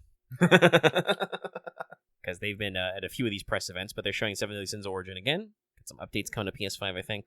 It's cute. It's kind of, I believe it is a gacha game, but in like the Genshin style, because you got like 3D moving around action. But it is up to four-man co-op, so that's cool. Be fun. Coming to PS5 January. We did get a little news about Sonic Racing Cross Worlds, though that was less about Sonic and more about our boy, the Blue Bomber. So I believe that it had already been announced that there was going to be a DLC pack for Mega Man. But not only will you get Mega Man as a driver, but you can also get Proto Man, and there is a dedicated stage. So cute little DLC pack. People, of course, joke, Sega actually doing more with Mega Man than Capcom is. Honestly, like for Capcom, I feel like with Mega Man, it's kind of like a question of like, what do you do? Because like continuity wise, like there's a lot of fucking Mega Man games, guys. There's 11 classic titles numbered. Yeah. There's like 10 X games, 9 X games. And you got the Zero games, the ZX games, the fucking 4 Zero games, 2 ZX games, 6 Battle Networks, 3 Star Forces. They did announce a while ago a Star Force collection, which is pretty cool. Mm-hmm. That's a series that really needed a legacy collection because that was the peak DS era of, hey, we're gonna make different versions of this game for no reason and set them to different retailers. That's another thing I'm kind of glad we've gotten over. But we had a big old trailer for Neo 3. Super excited for that. Lucky's locked into that one. Yeah, looking good. Lots of fun stuff. Doing February 6th, by the way. Doing looks like some interesting kind of like time bending stuff. Yeah. There was a little bit of time travel in Neo 2, so I guess they decided to double down on it this time. Oh, well, it's really interesting because like obviously, with the Fate back end to the Neo front end, I guess, but it seems like that lets them play around a couple playgrounds because they're very explicitly including Queen Himiko stuff and like her mirrors. Mm-hmm. So you get to do like the kind of like ancient mythological past of Japan and then also do the more normal, Warring States time stuff. No, I'm pretty sure there's some like people in fucking who and on Neo's team that plays FGO because Neo 2 was one of the games that actually put Minamoto no Raiko also as a woman. Like one of that definitely feels like a thing where like somebody saw FGO do that first and they're like, oh shit, we could cook. But no, like Neo is probably like I can't say that Neo is necessarily like a Soulsborne type of game because it's closer to Ninja Gaiden than it is. It's supposed to be a difficult game, but it feels more like a classical hack and slash RPG than the exact formula a Soulsborne goes for. Yeah, no, like that's what I mean. Like, because it is made by Team Ninja, who makes Ninja Gaiden, which is like one of the original kind of get good games out there. Like God, playing fucking Ninja Gaiden Black on my PS3. Ugh. Actually, what came first, Demon Souls or Ninja Gaiden? I don't know. Well, technically Ninja Gaiden for sure, because like the original Ninja Gaiden goes all the way back to I think a NES title. Yes, it does. But like, let me actually check the history of the series. Yeah, but we wouldn't get that. We wouldn't get that super hard. Well, all Ninja Gaidens were kind of hard, but kind of that 3D super hard until we got to Ninja Gaiden, which I think originally released on the Xbox 360. The unsubtitled classic Ninja Gaiden was 2004. Oh, 2004, Jesus. For the original Xbox, and then later ported to 3 and stuff like that. Okay. Yeah, so that would have predated Demon Souls. Yeah. So it is the OG. But I'm usually a lot better at that kind of game than I am Soulsborne games. Like, I don't know what it is, but it's just something with Ninja Gaiden likes, I guess I can fucking say. Ninja likes. We could do that.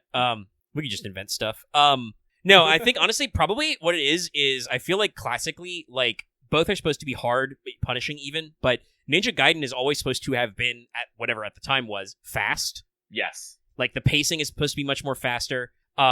Especially in the Demon Souls, Dark Souls zone. That is, the legend of the fat roll and the parry exploit. Like, obviously they have made faster games. Bloodborne, for instance, is their attempt to make a more high-speed game.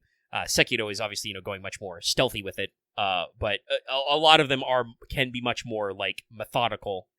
In the Ninja Gaiden genre, you gotta go a little sped. You gotta become more speed. Mm.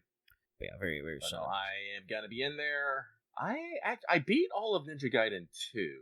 Never beat all of Ninja Gaiden. Not Neo 2. Never beat all of Neo 1 though. God, I love that they put Tengu in 2 and made her the fucking sassy lewd self. Ugh, so good. Yeah, Neo's on my list of franchises to take a crack at, but as always, the backlog never gets smaller. Speaking of more remasters, they had another interesting one. And there's quite a few remasters and remakes on this list, but they intersperse it with other stuff. Dynasty Warriors 3 Complete Edition Remastered. Speaking of the classic Dynasty Warriors, this is another fun one where I like this trailer because they show you the original fucking gameplay in 4:3, and then they shatter the screen and show you the HD cutscenes, and it's basically still the same game, right down to starting with Lubu. I think they're even using the original dialogue recordings. It's just everybody has more polygons now, and again widescreen. That'll be March. That's right. This right here was a big lucky block because the next was Code Vein 2 trailer. Also excited about this. Yeah, which also looks like it showed like a decent more of kind of the overall feel of the game, like some more actual gameplay. I think the first trailer was kind of like not quite a gotcha, but was definitely like a moment of like, oh shit, what is this? And it's like, oh shit, this is Code Vein 2. This trailer obviously showing gameplay and like supporting characters. Another one that's like you could argue Code Vein is an anime Souls, but it's also still kind of like harkening to slightly different entries in the genre, the oeuvre. Sorry, I'm just watching the trailer again. Like sick like weapon and attack designs. Some of these bosses definitely look like the team was taking notes from like Elden Ring's success, though. But that's always take notes, chat. Always take notes. Listen, if a giant armored guy, possibly with multiple arms, is cool in one game, it could be cool in your game if it fits. Yeah, and that's January 30th. Damn, that is gonna be a tight couple of months. No, I'm fucked at the beginning of next year. I'm just fucked. It's a strong year. It's a very strong year. Well, start of the year, I should say. That's okay. The next segment was of the state of play was them guilting me and how fucked I am because it's they're kind of like pre-release trailer for FFT Evil East Chronicles, which I should relate on the podcast. I told this story before, but I related this on the podcast. Like Metacritic reviews came out and hey, guess what? Could be another game of the year. Some people are like, "There's no game of the year this year." It's like, no, there's actually like 6 of them. It's just not the game that you thought it was, jackass. But yeah, it's scoring super high critically. And my immediate thought was, oh shit, I should pre-order this now. It's like a week away. And then I like checked the date Amazon said, and they're like, the release date is like September 30th. And so Amazon was like, we'll get it to you by October 1st. And then I was like, wait, what day is my Ghost of Yote pre-order due? Oh shit, October 2nd. And I'm like, no, literally, you will not have time. Do not. That's just, you're going to end up doing a disservice to one or both purchases. It's not going to have enough time. So I'm still absolutely going to pick up Evil East Chronicles, especially because people are very positive about it. But I'm already locked out on Ghost of Yote. But yeah, no. Critically, FFT is looking really good. They've got cutscenes and VO. They said that like if you're playing the enhanced mode, they've done a lot to rebalance the fights and the jobs and everything. So it's looking pretty cool. Next was one that a lot of people were surprised by. Let It Die is getting a sequel. I am very shocked by this. Yeah, I'm a little shocked too. I actually tried Let It Die like when it first came out because like me too. They have a very distinct style, a very cool aesthetic. I'll even say. Yeah, the Uncle Death here was a pretty cool guy. Like, but it was one of those kinds of games back in the day. It was vaguely roguelike. You die, you lose your shit. You gotta go out and come back. And I was kind of like, well, it's cool, but. I found the sense of progression way too fucking hard. Yeah, because it was. I think the original was a free to play game, so it was. It felt a little bit like it had the grind in there. And this next one might as well, but they're still kind of following in the same vein. They're calling it PvPvE, so there will be players, but there will also be environmental stuff. I do think they actually use the term extraction shooter or extraction something. Yes, they did say straight up that it is also inspired by extraction games, because the idea is you will find loot and stuff while you're exploring hell and, killing things, and then you put it in your pocket, and if you die, you don't keep it, because you also lose your body. Yes. Your fucking spine rockets out of your corpse and back up out of hell to be put in a new body. No idea how that's going to work in gameplay, but at least, again, they're still doing things with their own special flair, Yeah. So, good for them. A lot of people are just kind of like, wow, I was not expecting a sequel, but, I guess they were making some money. Yeah, no, if they think they got an audience for a second one, if it's, free to play, I'll probably give it a try. Yeah, just take a to look see at if, it. they smoothed it out. Yeah, I don't mind free-to-play games. I've put hours in free-to-play games. I mean, God knows I've put hours in free-to-play games. Chat, don't ask me what my Master Duel hours are like. I think they're almost as high as my Final Fantasy 14 numbers. And I pay money for that every month. But yeah, we'll look at it. I don't know if it'll grab me, especially because, they say PvPvE, and it's, that's one of those things. That actually, as a slight aside, but I mentioned this on, as a brief aside on Fail Betrayal, but I'll mention it on the podcast as well to let you know, Lucky. I don't remember the exact context for it, but old Blizzard, manufacturers of World of Warcraft, had an announcement or a blog post or something, but they basically talked about how in WoW Classic, they went back to their old style of certain styles of PvP servers and stuff, and they kind of talked through it, and Blizzard basically told the player base, hey, PvP only servers don't work because the way you guys actually play PvP is you don't join to have a balanced war. You join to curb stomp the other guys and laugh about it and feel good. Yep.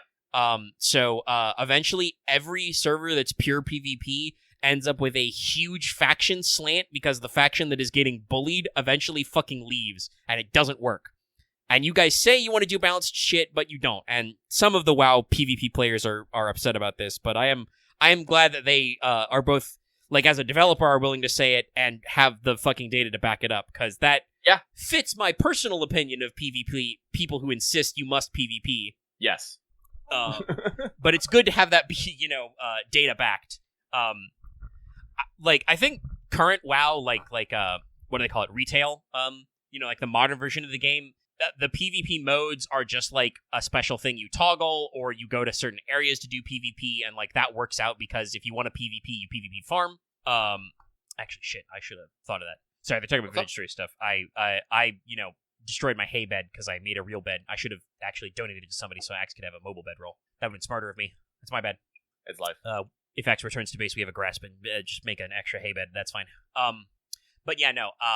I remember I saw some people talking about, I heard some people being like, oh man, Elden Ring Night Ring would be really great if they just added PvP to it. And I'm like, no, that's the whole point is that Elden Ring Night Ring exists because people made the seamless co-op mod so they didn't have to fuck with either PvP invasions or FromSoft's janky netcode and play with their friends and do stuff. And obviously they did add new elements that make it much more interesting with the kind of shrinking, shifting worldview, the specific character stuff, and a lot of the traversal. Night Rain's a super interesting game. Like I said, I'm still interested in cracking that one myself. But that game exists because people didn't want to fuck with the PvP system. Now, I think that as an engine, you might consider a PvP mode sometime, but it isn't meant to be a PUBG, battle royale, even if it does have a shrinking ring of poisonous mist, because people, it's supposed to be collaborative.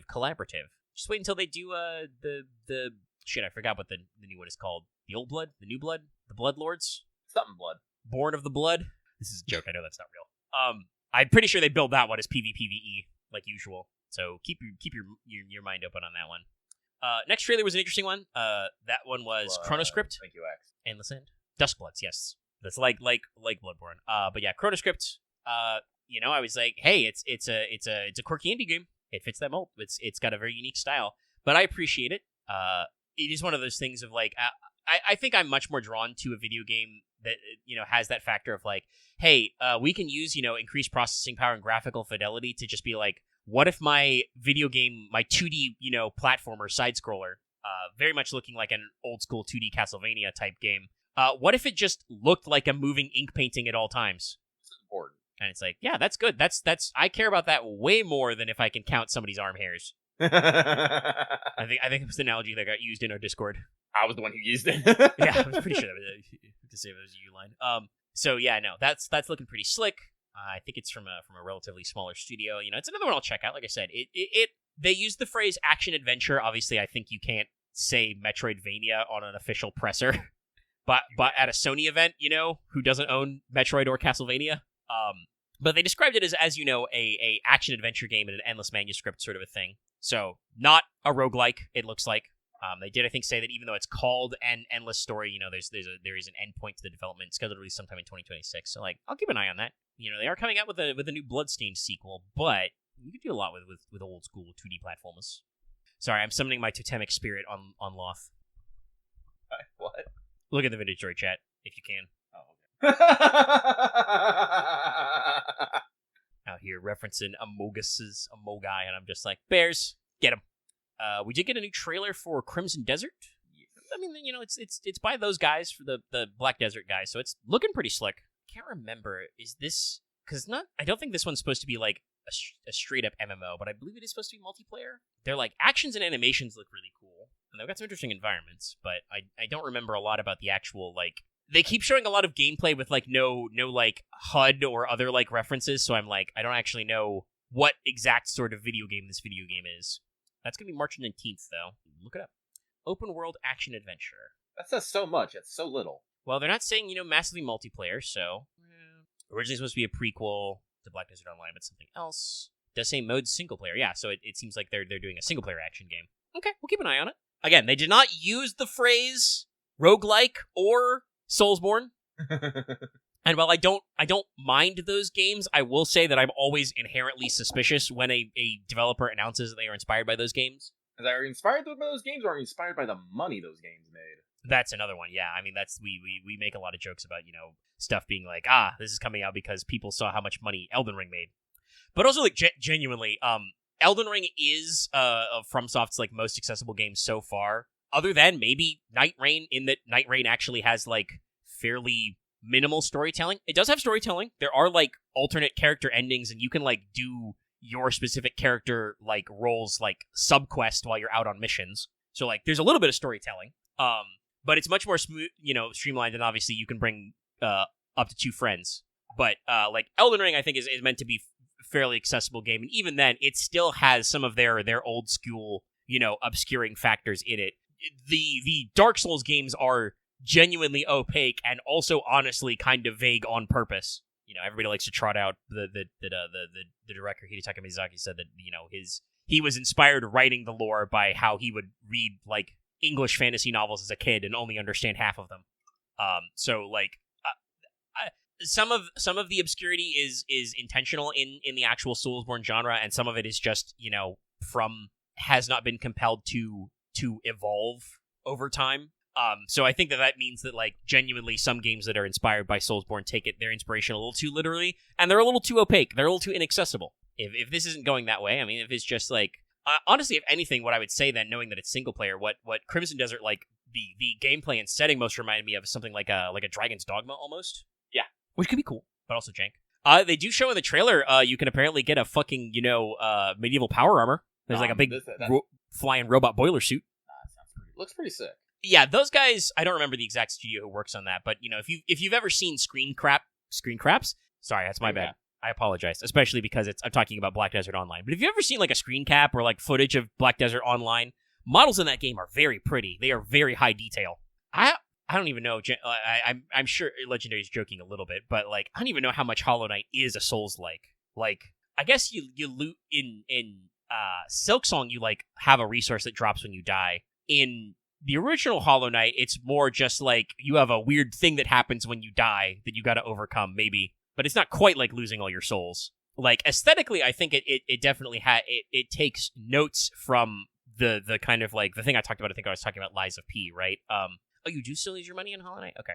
I couldn't remember. Lucky played it, not me, but I remember. I remember losing the money, but it's a little honestly, different because money is just money. Yeah, no, like, God, you know, that's like saying fucking, you know, Dragon Quest would be a fucking being a Souls-like, back on the NES, because anytime you die, you just automatically lose like half your fucking money. And guess what? The monsters always respawn there. Infinite monsters, baby. True. No, like I said, I think the storytelling and writing of the original Hollow Knight, not Silksong, it is meant to harken to like Dark Souls a little, because it has the same thing that I was talking about when I was talking about playing Lies of P, where like you kind of arrive to this story after all the turbo, bad shit has happened, and you're not necessarily here to fix it. You're just kind of like here to figure some shit out, and maybe we'll fix something. Maybe we'll just kill some big guys. Big guys, TM. But like, I think that like the actual gameplay loop is a lot closer to a classic Metroidvania, because you need to like get upgrades like double jumping and dash jumping and shit. No, I want to say it's more Metroidvania, definitely, because the sense of progression is often much in your systems of traversal. I don't think I've ever played like a Soulsborne game where you actually like get something to upgrade your movement or give you new. You always just find a key to unlock a new zone. Yeah, I think the closest that comes is like a new hand touches the beacon. Is early games, like early in the game, they give you a cool traversal method. Like obviously you get your prosthetic in Sekiro after the prologue, which has a grapple hook on it, and in Elden Ring you do the same thing. You get access to Torrent, your definitely not Yakul from Princess Mononoke guy, so you can sprint around the stage, shut off their pulse elevate wireless speakers, which they're trying to build with desktop sound. Reminding you that we're Sony. We make electronics. It does make good electronics. Honestly, I probably trust them if they're making an audio peripheral. That's fine. I don't think I need Bluetooth wireless speakers, but yeah, it will be pricey. Let's see. They did announce their PS Plus games coming, the monthly ones. Yep. It's going to be Alan Wake 2, Goat Simulator 3, and Cocoon. So hey, if you haven't tried Alan Wake 2, check it out.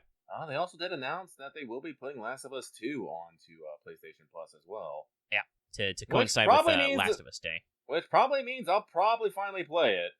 Yeah, that's today, actually. It's the 26th. Okay, well, I'm probably not going to play it anytime soon. But eventually.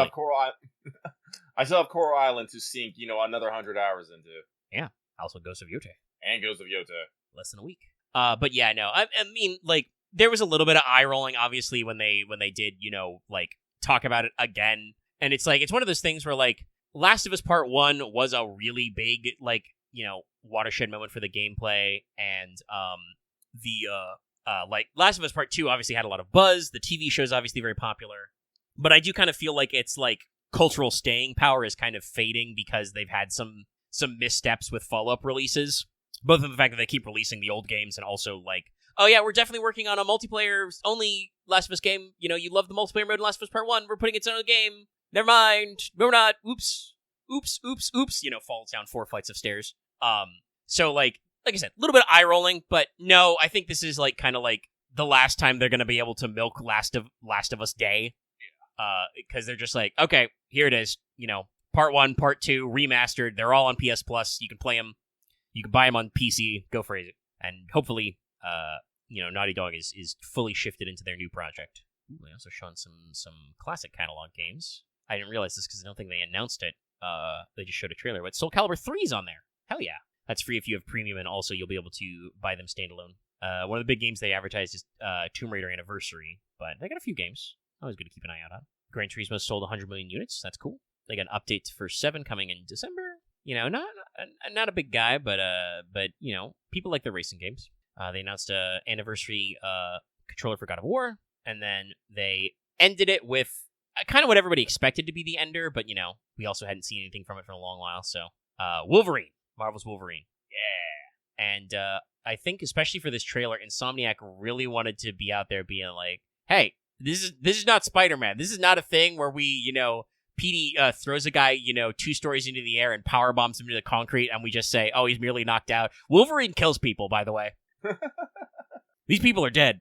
I mean, some of them look like they've got, power armor, or maybe they get robot limbs later, but, they're dying. But yeah, no, they showed a lot of footage, Logan in a variety of places. They phrased it as the Canadian wilderness. You got Japan in there. Don't know if that's supposed to be Tokyo exactly, but somewhere in Japan. Fictional city of Madripoor. And yeah, showed off a couple other characters. You've got, Mystique's going to be in this. Apparently Mystique gets to kill people. I'm pretty sure Mystique's pretty good at killing people. I'm about to say, when is Mystique not? True. They've got Omega Red, who's another comics guy, and they did end the trailer with a big tease of a big Sentinel. Oh, well, there also was Sabretooth in there. Oh, yeah. I should say, yeah. That would make sense, of course. Sabretooth and Wolverine are usually paired against each other. But yeah, they've got some classic characters. I was kind of surprised they are going with it, but what I phrased this is like, obviously this is a Wolverine game, but it's not like, they're not going out of their way to make it not an X-Men game, I guess I should say, because they show him in the classic, yellow and black. Obviously, you've got, X-Men characters like Mystique in here and the Sentinels. I'm pretty sure what they're going to do is they're going to do like Spider-Man and give you like a bunch of like Wolverine costumes to do stuff with. Seems like a good choice. That would be my assumption. But yeah, and then they had, usual like Insomniac behind the scenes, it kind of seems like obviously they were radio silent for a while because they were trying to like nail the tone and the look. It does seem like there's a little bit of dev hell going on in there. Not entirely sure why. I do know there was like some layoffs at Insomniac and whatnot.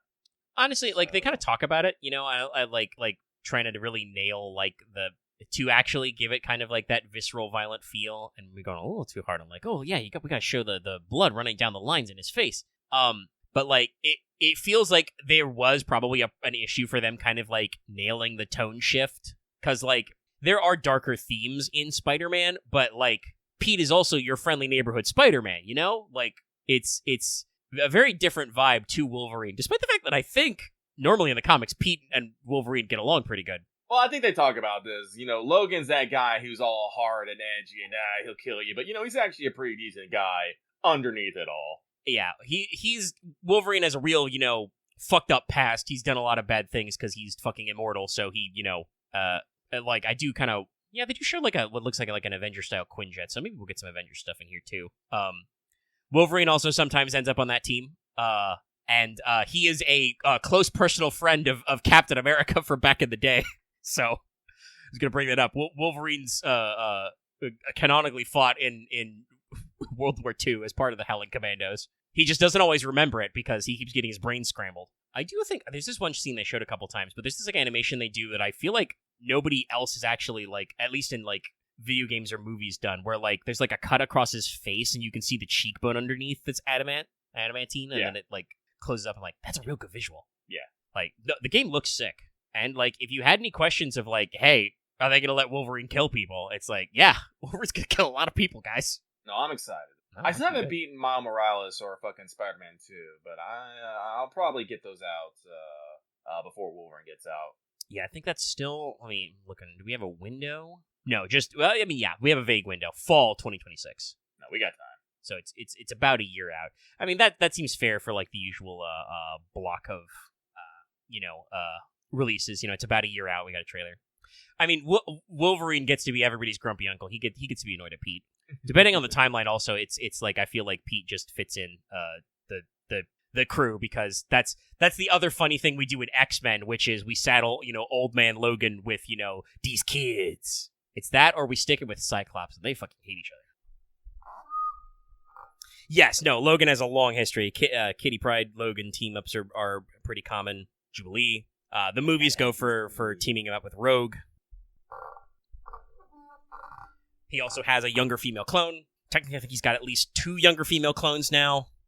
They're trying to do a Wolverine family, like a Bat family thing. No, Laura's great, actually. Like, not to undersell Insomniac a little, but hey, X-23 mode, really cool inclusion from Evolution, who has obviously become her own character. Yeah, she got full billing as Wolverine for a while. I'm sure Marvel has undone that or redone it or unredone it because, comics. If you ever need to write Logan out of the story for a few years, just drop him off of like a cargo ship into the ocean. He'll get out eventually, but it'll take him a while. He'll be very unhappy. I say that like I'm not pretty sure that we have canonically thrown Wolverine in the ocean once or twice. I am kind of curious, like, I'm a big fan of various forms of X-Men. I wouldn't say I'm a diehard for the comics, but I've read a few stuff like that. But like, I'm kind of curious to see how they're going to weave that into the story. Mystique's a good fit. There's obviously a lot of evil mutants who try to beat Wolverine's ass. Sentinels are classy. I do always feel like I wonder when I see this, I'm going to be like, are they going to put the big Magneto in? Because that's another one that I feel like is a very classic matchup for Logan, because, he's made of metal. Give me a punch Cyclops QTE, Insomniac. The players want to punch Cyclops. He deserves it. Scott, I don't want to be too much of a generational hater, but I know enough about both his like archetypal character and like the movies and cartoons and stuff, and then also like long history in the comic. Like, on the one hand, it makes perfect sense that Scott is the way he is because like Professor X has like almost literally literally radicalized and almost literally weaponized him. But also he has terrible fucking luck. Yeah, his dad is also straight up a space pirate. They don't talk about that in the movies too much, but yeah, it's a weird one. But yeah, no, like there are definitely times when like Scott Cyclops feels like Marvel's most punchable man. Yes, they did do a character who is straight up titled Honey Badger as like for the memes. Anyway, state of plays. That's wrapped up. Wolverine coming next year, looking good. Definitely great to see a lot more footage and characterization of it. You know, after a couple of years, I want to say, of just radio silence on a teaser trailer. But we're trucking. You're trucking. Hell, we might even be biking. They did show some motorcycle segments. I don't know if they'll be playable or not. No, here's the thing. Sorry. Legendary Chat says, Scott's Marvel's biggest punching bag. No. You want to punch Cyclops. The writers punch Pete. Most, I think, readers of Spider-Man would really appreciate if we stopped beating the poor man up. Scott hangs out with too many psychic women. Also, what is it with Marvel Comics and, like, women with mind bullets? It's a commentary. I mean, that does kind of feel like the character role tropes of, like, we've got girl characters who cast magic, and we've got dudes who hit people with swords. Yeah, Emma, Scott, Jean's clone. At least one of Scott and Jean's kids from the future have come back to the present time permanently. Maybe more. X-Men's weird, y'all. Let's not get into that. It's just weird, okay? There's a lot of years of X-Men. I really like the X-Men concept, but comics continuity gets fucking crazy. Just wait until they add, more X-Men to Marvel Rivals. I'm glad we can say Cable is cool. I think originally Cable was not cool. He was super edgy. It was so 90s. But speaking of video games, yes, it is TGS right now. There's a few trailers and stuff coming out. But I know one of those big games that you've been following. Yes. Has had a lot of press. Ananta. Yep, Ananta. Like I said, this game had actually been like fairly radio silent. Like they dropped like a trailer for it like 9 months ago. Radio silent. Before that, almost nothing. This was the project that was originally titled Project Mugen. I can't remember the developer's name to save my fucking life right now. Developer is Naked Rain. Published by NetEase. But, like I said, it has that very distinct anime style that you would see out of, maybe out of something out of MiHoYo game. So when we first saw this game, thought it might have been a gacha game, especially since they have a very, diverse and colorful cast of characters. You were thinking, probably a gacha game. I'm still into it, though. Looks like, because, like I said, we're building a open world sandbox with a variety of activities. Maybe not like full like life sim kind of situation here, but there's going to be a lot to do. It does apparently, at least according to Wikipedia with citations, have role-playing game elements. Yes. So Night Cycle, Urban World, magic and shit. And like I said, it has a very, very fun vibe itself. It's like, it's like a modern fantasy set in a big city, but shit's a little crazy. You're a little crazy, and some of your friends are probably a little crazy. Like I said, honestly, I still don't know too much about it. Like I said, very radio silent. We had a very good trailer last year. We got a new trailer this year, along with some gameplay and some specs information. Still don't have a release date, I believe. No, still TBA. But it does sound like they have some kind of playable something at TGS, and specs are like for a beta build are circulating. Yeah, but the main character, the captain, if you will, they seem to be channeling some Like a Dragon plus Spider-Man vibes with them. With that, they've showed this off extensively. The main character's Trabuso is very much, these dual tentacle things he has, strapped to his wrist that he can fly around on, use them in combat. But I saw it and I was instantly hooked. Just the vibe that I wanted. This was kind of the vibe that I wanted Zenless Zone Zero to be. Of, big city, but anime as fuck. Because that is a market I do not think has really been touched at all. Like, no, maybe it's an aesthetic that like in fiction certainly exists. There are countless anime that are like in that style, right? Of just like, yeah it's just Tokyo, but wizards and demons and shit. But as a game, no. Like, they probably exist out there. They probably do. But I cannot think of an anime style open world sandbox set in a city. Like, Yeah, I'm trying to. If we I look, literally just if we Googled like urban fantasy games, and it's like, yeah, they exist, but like they're not like super explored. Like I think the biggest one is probably like either VTM, Vampire the Masquerade, or the MMO Secret World. But like, that's not really open. That's no, that's it's open not. It's world, not but actually open world. Yeah, but that's what I mean. Like, it feels like actual like urban fantasy styled games, despite urban fantasy being a very popular genre, are kind of small. No, and then you add like try to add like anime, like Japan, and like I almost should say Japanese because it's not a Japanese game specifically. But it's still I believe is explicitly inspired by like Tokyo and stuff, like Japanese cities. But the well, honestly, also I think it takes a lot of inspiration from like several cities actually. Like actually I believe judging by the vibes, I think actually Miami's actually a major inspiration. Actually, I've tabbed back over to Wikipedia. I have a little bit of insight in this with citations. So, there will actually be multiple cities. They will have different aesthetics. The starting city is Japanese style. Oh, but there will be later European and American introduced one. And they say that their cities are procedurally generated by stitching together pre-designed areas. So they like build together beaches, parks, factories, whatever. Interesting. Okay. So yeah, they kind of like built a bunch of building blocks and have them be slapped together, and they will have different aesthetic palettes, it seems like. Interesting. I want to see I'll see how this turns out. No, that's also a very interesting kind of like design cue, because it seems like it's going to let the team kind of like flex a little. Obviously, I think, the quote-unquote Japanese urban style being first is like, yeah, you're a cel-shaded anime-ass game. That works. But you can flex a little. No. But, like I said, we still don't know too much about the game. Like, they've, like I said earlier, I was like, is this going to be a gacha game? I don't care if this is going to be a gacha game. I'm going to get this game. But apparently it's not. Apparently its monetization model is going to be in the purchasing of, like certain cosmetics and whatnot. Yeah. Probably also means that the game is probably not going to be free to play. Probably not. They did say that they're still planning on free to play. Are they? Wow. Yes, that's what they're saying right now. Like I said, we don't have locked in, but it is. Well, I guess I worry for their monetization model then. Still announced as a free to play game. It really depends. Like I mean, obviously for you and me, it can be more troubling. But my first instinct upon learning that they're going for like customization of stuff, like allowing you to purchase things like outfits, vehicles, homes, even like residences.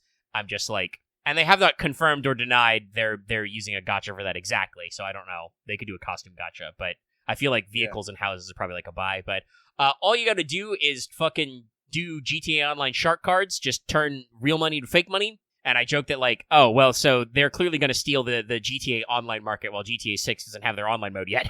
Maybe, because I do think there is market space for that for sure. Yeah, no, like I said, like this is a game that I feel like I could probably sink a lot more time into than probably an actual GTA game.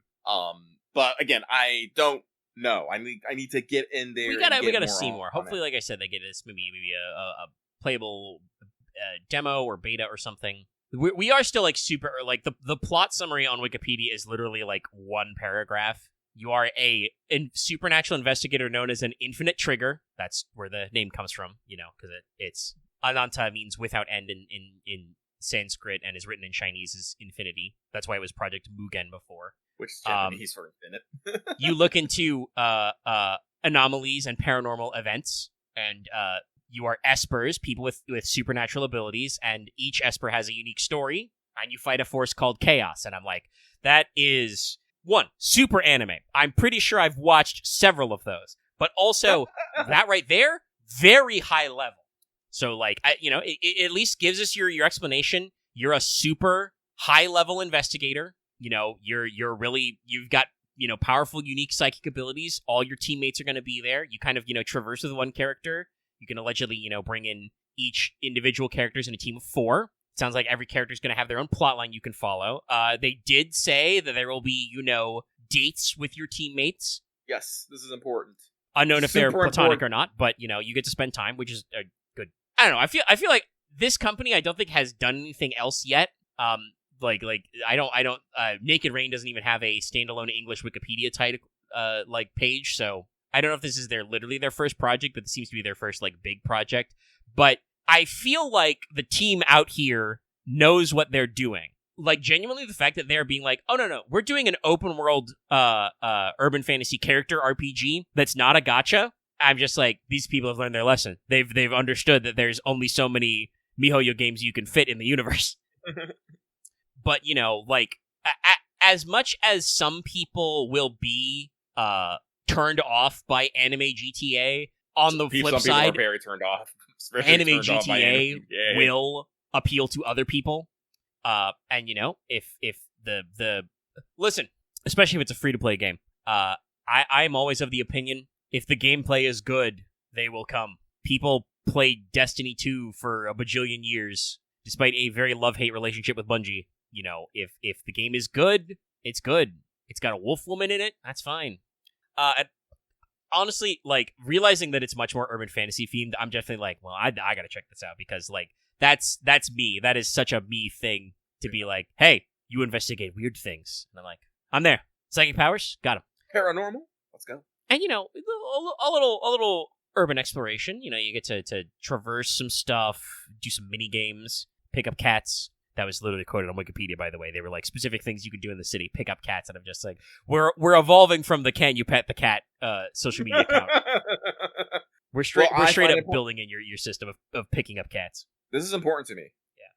But no, like, not to... I do think that most of the HoYoverse games have very strong aesthetics. Not to knock Zenless Zone Zero, but yeah, I do kind of feel like they didn't go all the way with that. Because they went for the like 80s pre-digital kind of vibe with VHS tapes and like analog TVs and stuff. That it almost feels like that means they deliberately went for kind of a closer, smaller urban layout. You know, you can wander around, but it's very small slices. Like, actually, honestly, thinking back on it, you know what the format of Zenless Zone Zero suddenly reminds me of? It's like a Persona game. You have little bit of slice of life areas you can walk around in, and then you have, you know, big blobby dungeons where you do the work. It's just, instead of it being a proper turn-based RPG, it's a character action RPG. And you know, well, I'm sure there'll probably be like, I guess we would probably call them dungeons. There will be, you know, combat zones where you squad up in a party of 4. Ananta being, you know, open worldy is like, yeah. Also, apparently, as Project Mugen, it was first announced 2 years ago at Gamescom 23. Yeah, I don't remember. That was when it was still called Project Mugen, so I don't think they had a trailer or anything. I think this both popped up on our radar because Jeff Keighley tweeted about it. Yes. Actually, Trailer Game Awards? That would be nice. That would be nice. If we can get a release date at the Game Awards, that'd probably be pretty good.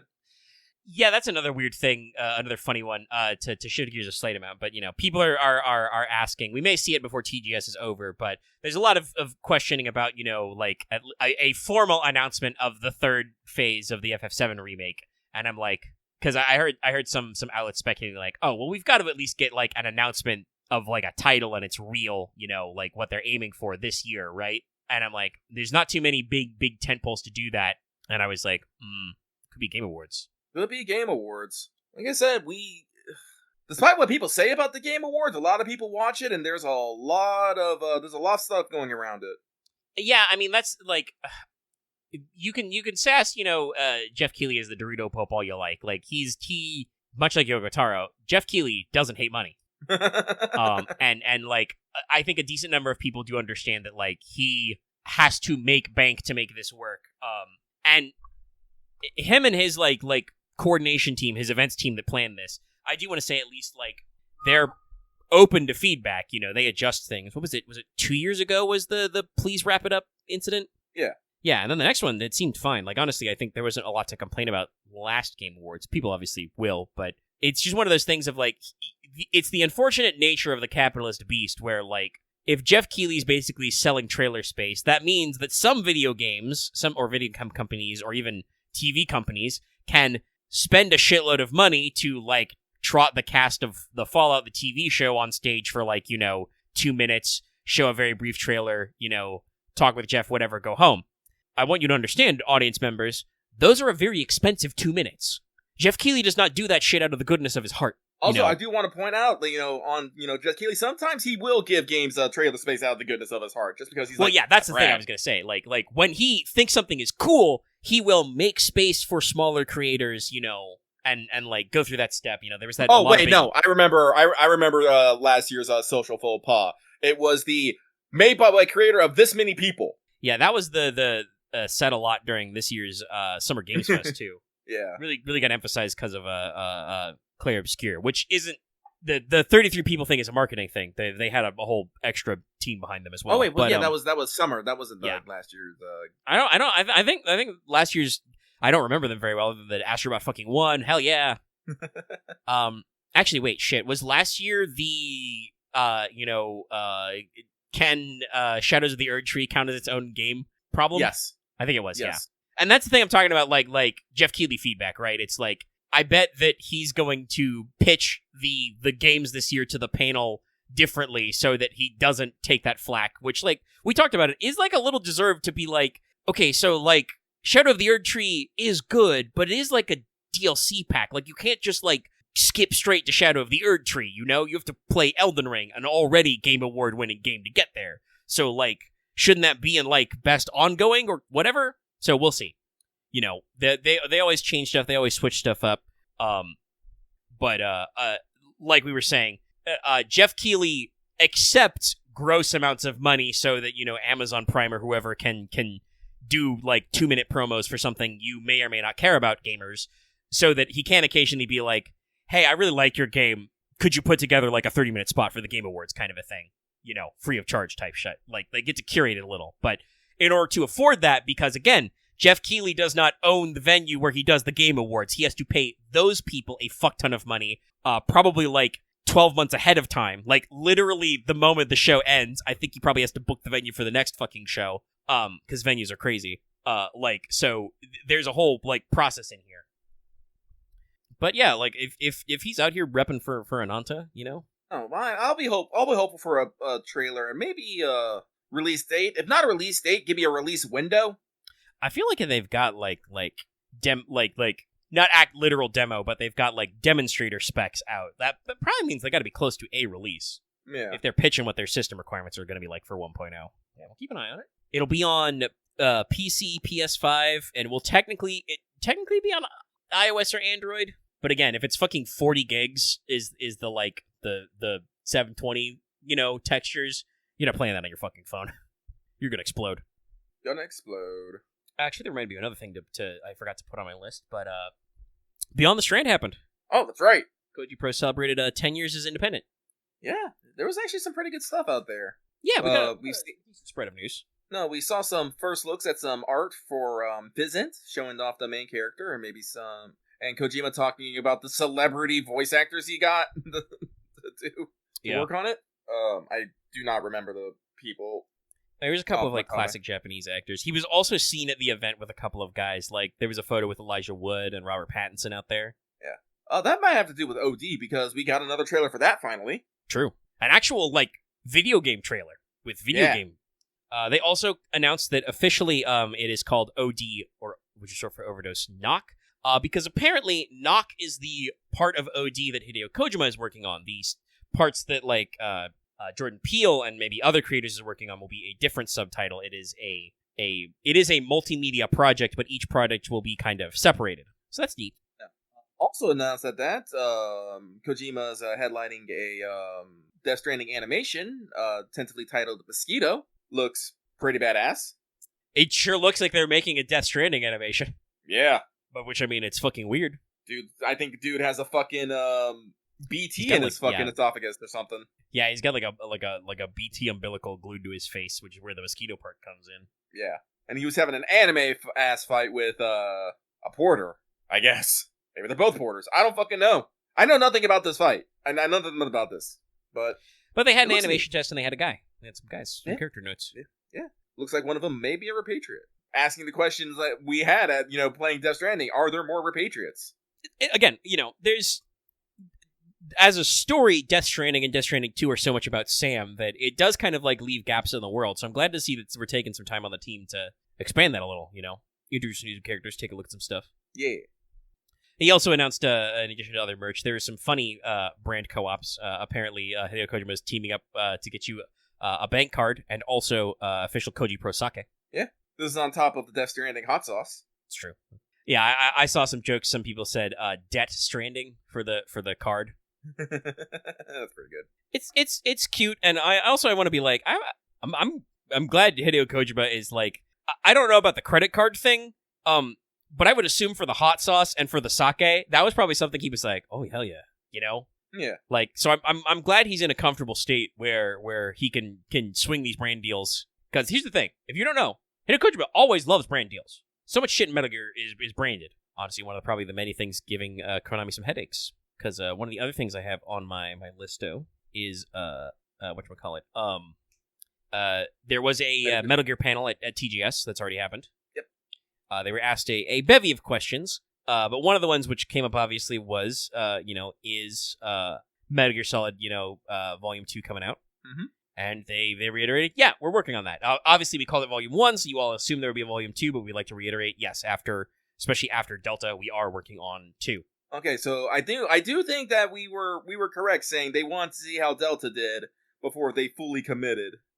Honestly, it sounds like, if I had to guesstimate how it worked, we did Master Collection Volume 1, which was the easy part because it put games that were mostly already like HD updated, or ported, into a big bundle and re-released that to see how interested people were in Metal Gear as a franchise, because it was probably like still announced early enough that they maybe could have like pivoted or done something different with Delta. But we raised the hype level, and then we're like, by the way, we're also doing a like Unreal Super HD remake of Metal Gear Delta, Metal Gear Solid 3 Delta, to kind of kick off. And then they were like, okay, all right, so that project has gone well. We are reiterating, we are fully committed to a Volume 2. And I think if the implication you've made is that if Delta somehow bombed, they could have been like, well, not that I think it would, but they've left it open. But yeah, I would assume that as always, the hang up is Metal Gear Solid 4. Yeah.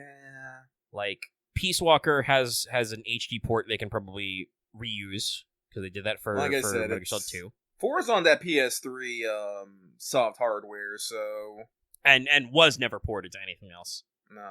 So yeah, they're gonna have to figure that out. I'm sure they are working on it. I know that there are people who have gotten, like, emulations of Metal Gear Solid 4 working and stuff like that, so... Like, the tools for them to figure out how to make it work exist, that they've got to put the effort into, like, figuring out how to, like, put it in the right software wrapper. And obviously, besides just, like, emulating your PS3 Blu-rays, they may also want to make improvements, and in fact, may need to make improvements because of that thing I mentioned where Hideo Kojima loves branding. I don't know if Konami still has the license for the official iPod, or, shit like Regain energy drinks and shit. So, they probably have to, like, redesign some assets and stuff and remove all the branding from it. I do hope they keep the MP3 player in. They just have to call it something generic like MP3 player. No, I'm excited. Like, I definitely I'm hopeful to get to play the Acid games, because, unlike some people, I enjoy the Acid games, and want to go through them again. I think we've talked about it, and it's like, I feel like Volume 2 has to be Metal Gear Solid 4, Peace Walker, and then it's like, well, what else do you do? Well, then probably Acid 1 and 2, because those were also mobile originally, so that seems like another, one to collect in the port. And then it's PSP, like, I don't know. Originally. Well, yeah. But they were on a portable console, so, they're out there. So it's like, okay. Then it's like, I don't know, do we include portable ops? Do we want to put that in the collection anymore? I don't know. Because it's not really canon. Well, neither is Acid, if I understand it correctly. Well, true, but those at least are like clearly marked spin-off games. And then there's shit like the Game Boy game Ghost Babel, which is like yet another soft retelling of Metal Gear Solid. The bosses are different though, so it's like, I don't know, man. But like, I think Acid 1, 2, Peace Walker 4 would be a very solid like 4 core games in a collection, and then maybe tuck in some others. Especially if they could get some acids and maybe some other like special features in there to round it out. Yeah. Well, if they get it, I'm gonna get it, and I'm gonna probably play it. A lot of it. I've played a lot of Metal Gear now that I think about it. Yeah, I mean, you streamed your playthrough of every one of the games in the Volume 1 Master Collection minimum. Yeah, no, it's true, but no, I've still like all the hours. Okay, I never played Portable Ops, and I never beat Peace Walker. So Volume 2 is be good for that for me, so I can finally complete it all. Then I just gotta play fucking Snatchers, and I'm golden. Yeah, Peace Walker is a time. That's a pretty integral game to play out for a few things.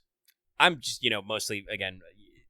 I played previous Metal Gears, like I played Solid, I played 3, but like 4 was the one that was like I bought my PS3 for all that stuff. Yeah, and like 4 was the game that I was like I played that game a lot. Played that game a lot pre-trophies to get all the funny little unlockables and shit. Mm-hmm. No, but very excited for that. All right. Well, that leaves talking about Vintage Story and maybe talking about some rain.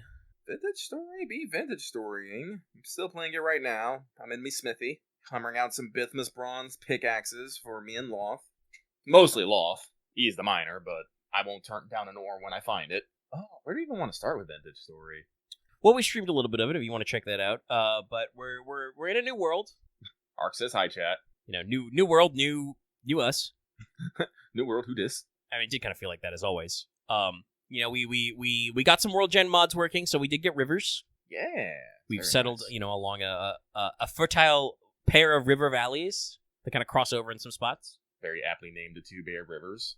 Because I tell you, there's always two bears, and they will kill you. Yeah, they will. But we've got a strong setup. We got some taller mountains. We got some interesting trees. We got some stuff, some mods installed to add new biomes and beautiful flowers and stuff. Interesting things. And you kind of been settling. Now we're kind of divided into 4 independent factions: north, south, east, west. Yep. Honestly, it seems like it's working out okay. Like we're all close enough that we can trade, can share, and can probably scratching my nose, can probably group up to do dungeons and stuff.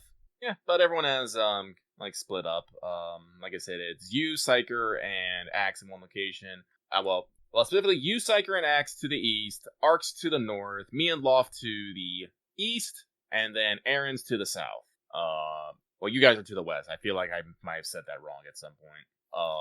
And it's working out. Basically, the rules are basically where, the 2 big rivers are. That's our dividing point. You basically, take your direction from there and explore for resources. So me and Loth have been heading east. I don't know exactly how everyone else is doing, but I can pull up my map, and there's a lot of eastward area I have covered. A lot of fun stuff I found. Yeah, I haven't gone as due west as I could have because there's a mountain immediately to our west, so I've kind of gone southwest around it because we got some cool rivers and lakes. Rivers and lakes. One of the things is we can get rivers that actually form tunnels through mountains, and those are pretty cool looking. Slightly terrifying. Spooky, yes. Yes. I think I found the biggest one, and I've named the area the Black River. Yeah, on the map it looked like it was pretty long. Yeah, and it keeps going, and it forks off. But, no, having fun exploring, looking for ruins, getting the resource. It's like, honestly, we're having a vintage story game, but it's another vintage story game. We're collecting resources, dying to terrors in the night, getting terrorized by local wildlife, but that's improving both our tools and our aesthetics. Yes. Searching for, the rarest decorations. Like I said, we have a fuck ton of mods, Jesus. Yeah, I posted a mostly complete list with the stream, and it's huge. No. Sometimes I feel too many mods. There are mods I question, why do we need?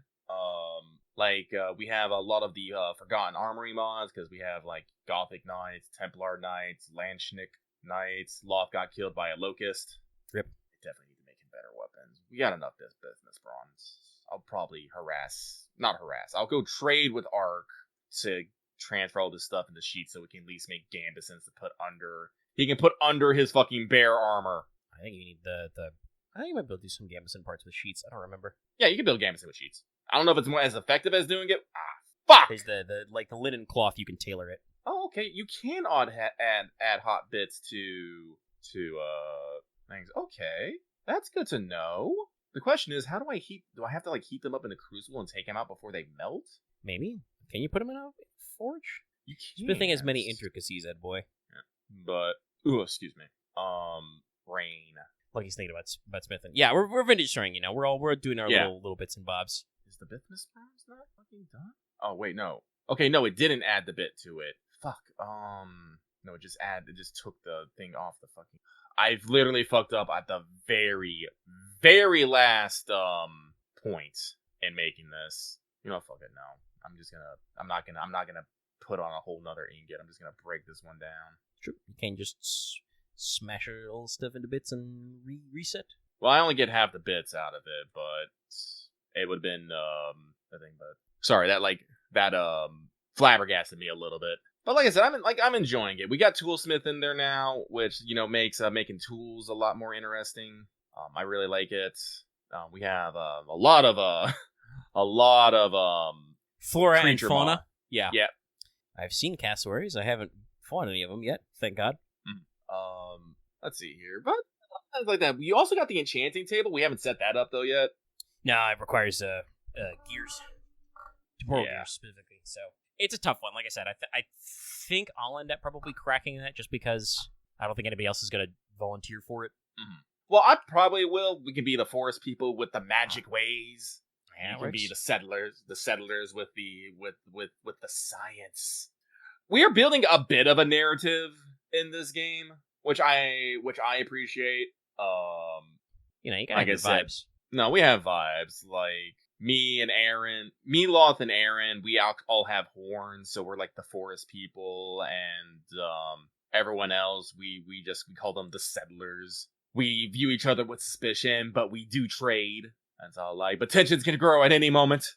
So I enjoy the vibe. Like I said, I don't know if we could actually ever do like a full RP server, because I think some people are too anxious or too meh to really get into it. But it's fun to think about. And it's fun to kind of get that vibe going.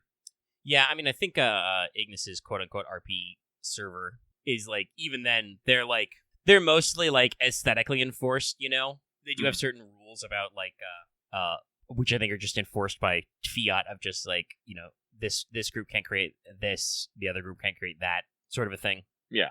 They did a lot of work on, like, custom classes for each, like, you know, species group to make it work out, but ultimately, you know, they're just chilling. I'll be glad to hop back in for a couple hours as soon as we're done recording. Yep. Sorry, I sucked in a breath and I was going to be, we should be right now! No, not literally right now. Soon. When? You never know. Keep listening. Never mind, don't look at how much time is left in the recording. Don't look at your phone. Just keep listening to me. Anything else specific on Vintage Story? I think you know, we're all chilling with our stuff. It's a fun one, but I'd have to to show people what I'm doing, I'd have to like capture footage of like a house tour. No, like, Vintage Story is fun. I'm glad we're in it, but it's just one of those things of, like, I don't actually know how to explain, like, necessarily what I got going on in Vintage Story. Because we've talked about Vintage Story a lot. We've streamed it before. We've had, like multiple multiplayer servers at this point. This is, you know, number 3. We've played single-player games. Vintage Story is just, I've talked about, is, like, it feels like that ultimate, like, open-world survival craft, but progression game where you just, like, you don't necessarily beat your head against a wall, especially because, you know, many of us have experience with a lot of subsystems now, but it's like, you're just like, you're working, and then you just find just the perfect thing, whether it's you find the perfect fit for a tool, or, you know, you build the right set of armor you need, or you know, work with the right mod, so that, like right now I'm trying to figure out, I added Stone Quarry, because that lets you chisel a bunch of different, you know, blocks right out without quite so many sub-steps. You just cut the slab out of the stone, and then you can do whatever you want with it, kind of a thing. Mm-hmm. So I've been working on getting that working, so I can, you know, carve stone bricks to build Axe a windmill for mechanical power behind his smithy, which can also probably be a place where he can, you know, stash all his ingots however he likes them. Mm-hmm. Shit, is there like no, I don't think there's a custom storage for like metal bits and ore rocks. If there was an ore bin, I'd love that. Developer of Purposeful Storage and etc. If you're listening, ore bins, I'll do it. Like seed bins and grass bins. Love Purposeful Storage. It's so fun to build little furnitures. Actually, I have a super surplus of boards. So if anybody wants to order some custom built furniture, I will track down the fucking boards you want. They have to be vanilla though if they want to be colored. That is one of the unfortunate things about using so many mods. Is there's a lot of mods that aren't in communication with each other. Yeah. But yeah, like it's just that thing of like, you know, you work it until it fits just right, and you're just like, oh shit, this is so sick. You know, look at me, I'm you know, I'm tanning leather. Look at me, I'm you know, hammering armor on the forge. Eventually it'll be, you know, oh look at this, you know, pull out the flintlock, bang, you know. And I'm hoping we can do a little. One thing we've never done very well at Vintage Story Server before is story progress. I'm hoping we can do a few of those story dungeons and get shit like elks and gliders and stuff. Yeah, because like that's a lot of stuff that's like we haven't fucked with at all. That's only available through story progression. Not technically, because I think we can tame elks normally now. Yeah. Oh. Sorry, actually saying he's using the boards to hammer out some windows, and I'm like, it's fine. We have so many boards. I'm like, it doesn't need to be proper glass. Fuck. All right, we'll work on the kiln. Or do we bloomery glass? I think okay. Well, that's glass, next on our yeah. setup. Okay, that'll be integrated into the tower. Yeah, no. Everyone kind of has their own little niche, but like I said, unfortunately, I'm very jack of all trades. Like I can do like the stuff like Axe is very much in the blacksmithing. Ark is tailored to the north, so he's very good at the clothes. Aaron's gonna be a farmer in the south. I'm not entirely sure what his full deal is yet, but he seems to be very low tech. Like, I'm here making bismuth brawn, and Aaron comes like earlier saying, "Yeah, I don't got any copper tools." I'm just all like, "Why though?" But apparently that's the vibe he's going for. Yeah. Yeah, listen, He does have a canoe though. Yeah, he does. He fought the pitch glue for a while. That talking about finicky subsystems. That was like, I feel like an hour or 2 hours. Like one night he was just fighting it, and then he got his canoe and he's like, hell yeah, canoe. And that's Vintage Story, right? Is Vintage Story is you have a creative vision. There's a problem. You spend 2 hours fighting the problem, sometimes literally, and then you finish it and you're like, yes. This was also used somewhat with the Cauldron the other night, and they were just like, you know what, fuck lard, here, I will trade you seed oil. Yeah, we were trying to fucking make the lard work, and it's just, I still don't understand how the Cauldron is work. It's not worthless because it's a weird, like, liquid storage vessel that I actually do kind of need for my potion shop setup, because barrel racks are cool, but you can't mix things you can't open the lid and mix things in a barrel that's sitting on horizontal on your wall. I know that some people won't understand that right away, but no, it's true. So, like, I need liquid storage, containers to fuck with it. But definitely trying to, like, figure out the saucepan method is, like, a pain in the ass. It's okay. We're gonna have a saucepan. We'll have a mixing bowl. I'll make a powered mixing bowl because, like, that's the other thing. Like, I feel like there have been times when I've been, like, a little disappointed by the lack of biting economic edge, with your faction Lucky. But also, like, genuinely, I'm also a jack of all trades. Like, I picked the squire job as to not specialize so that eventually I can, like, spend my time, hauling ass to ruins and exploring story stuff and doing some courier jobs. I wanted the movement speed as well. Like, honestly, I haven't said it out loud yet, but, like, the economic edge I think is a little weird when we have so few people, because we don't need the resources in bulk to do things, and generally a lot of the early things are readily accessible. I won't say readily accessible, but can do. Like, I'm probably not gonna get into iron and, like, still making and stuff, so, I'll trade for that, but just about, like, everything else, like, I'm probably gonna do myself. Like, I'll probably be, like, getting, like, I'm not gonna have, like, a huge tanning section set up, but, like, if I'm getting hides and stuff, I mean, might as well, because it's kind of a... Yeah, might as well. Like, if you don't want to use the hides, you can just tack them into rawhide strips or make them pelts for... Or, like, I could trade them, but it's, like, one of those things of just, like... This is the problem. We do not actually have, like, a proper, like, economy. We just kind of go with vibes on bartering right now. Yeah, that's kind of why I wanted Vinconomy rather than just, like, do coin modding. Also, coin requires, like, iron and steel, which is annoying. It's always annoying when you want to, like, set up cool subsystems and then you need, like, multiple tech levels to progress. The thing about Vinconomy that's funny is that, we can set the currency to anything. I could technically set the currency to, like, pine cones if we wanted. Like, we could have an entirely pine cone based economy. I just wanted something that would, like, would work when I'm not there. Like, the idea is, like, you could just come down to the shop and buy. Mm-hmm. And then something where we could, like, set our own stuff, because, like, I did kind of imagine it would be mostly barter based. And, like, honestly, it's one of those things where, like you said, with tackling problems, a lot of stuff in Vintage Story, you just gotta build it and figure it out. So, I whipped together a cash register to just, make sure it's running properly. It has a waypoint, at least. That's cool. But yeah, it definitely one of those things, like, I think, honestly, some of it comes from the fact that we don't have a lot of people on usually we don't have everybody on at once. Like, I wouldn't mind if there was something we could trade in bulk back and forth and be like, oh, I've got, stop typing and go to sleep. Axe is notoriously bad at sleeping. Yes. That's one of those things. It's like, I don't know how we fix that, but it's just like, he just doesn't have the instinct to sleep in game. I don't know how. He doesn't have to sleep. Do we need to install a mod where, like, if you don't, you get sleep psychosis? That'd be cool. Just it's always like temporarily warped for you. Yeah, if you just go too long without sleep, you get a debuff. Because sleeping is good. It skips the night, which is normally very dark. Obviously, we have a handful of lanterns and extra stuff made around our place, so it's out there. But also, normally, night, the light level gets low enough that monsters spawn and beat your ass. And he's working on it, but I will shame Axe a little bit. I've often talked about how I'm gonna have to become the armorer trade because he just doesn't want to fuck with some of the recipes for armor. But I'm like, but also I can sell that, like, especially if Lucky's not gonna get into iron, like, I could make him iron chain or like an iron plated brigandine or something, Like, we've hit the bronze tech level. That's probably as far as we're gonna go.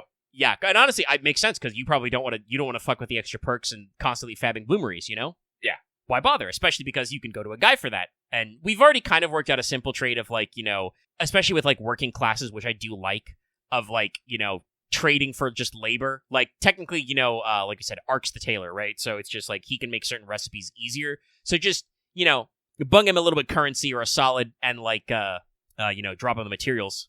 Well, no, I can't get you the ingots because I have the mining debuff, but you don't like to make ingots. I'll be making ingots. You don't like ingots, but you don't like to like just fab the ingots and sit. You like to have the ingots sit until you can turn them into the best quality metal available. And it's like, we don't. I'm sure they'll appreciate Black Bond's train, but listen, I've made it. It sucks, but I've made Black Bond scale mail before. I don't actually know if it's a waste. Is it a waste to stop getting fucking killed by drifters? Like copper is a tier in this game. Yeah, no. How many times this is like. Well, again, here we go, talking about Axe again, but Axe never thinks about steps like B and C. He always goes straight from A to D. He says that is the best one available, so I want to make the best one available because it will be the most efficient and save the most time. And he is not necessarily inconvenienced by all the problems that might have, because in his head, that is the optimal solution. Like, listen, if you wanna work on iron armor, that's fine if you're willing to commit to making the chain and or the lamellate plates, because like hey, guess what, bud? Because you've never put it on. Actually, I don't know if that's 100% true, but I don't think you went a lot of exploring in it. But plate mail's heavy. It gives you big motion debuffs. Some jobs have it worse, I'm pretty sure. So also, like, not everyone's gonna want to order plate mail. And also, copper is literally the most common metal we have. I look on my map, I see where there's potential copper deposits everywhere. So I said, yes, I'm just gonna have to either steal the old anvil or make me a second anvil, and I'll set up an armory shop, because like I'll do that in my downtime once I'm not building my buildings. Which I admit, building our buildings. On the one hand, I don't get a lot of support on, but also I don't want a lot of support on. It's like an HOA thing. It's like, no, hold on, I got to work on my creative vision.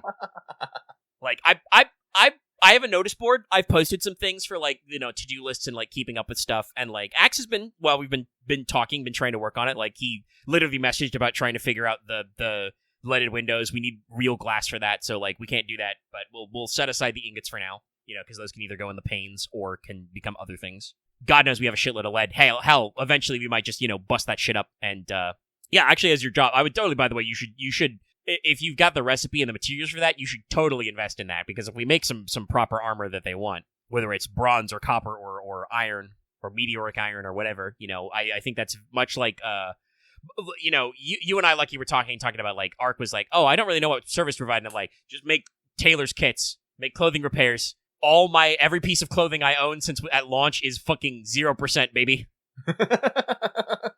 That will always be a need. It's like me with my like potion brewing. It's like I want to brew some exotic stuff, but I'm probably, when I log back in, gonna make some more healing oil, just because people like that shit. It's good. I think that's another thing. It's like, I do think like once you get like potions going and stuff, and we start like needing to go further and faster, and things get stronger, we'll do things. Like, our economy is very much in its infancy stages, even though we've like put like, I don't know, like 15-hour pluses into this right here. Honestly, the gears, I think, works as an economic, because we can, like, I can go to a trader and I can look and I can be like, well, he'll take 2 rusty gears for 1 linen sack. You can figure that out. But honestly, the suggestion of like bartering basically around the ingots, that's basically how the like classical like talent system work. Like if you don't know, chat, a gold or silver talent is like 50 kilos of gold or silver in like a big block. So like if we just develop currency based on the effort and value of an ingot, and we swap ingots back and forth, that's fine.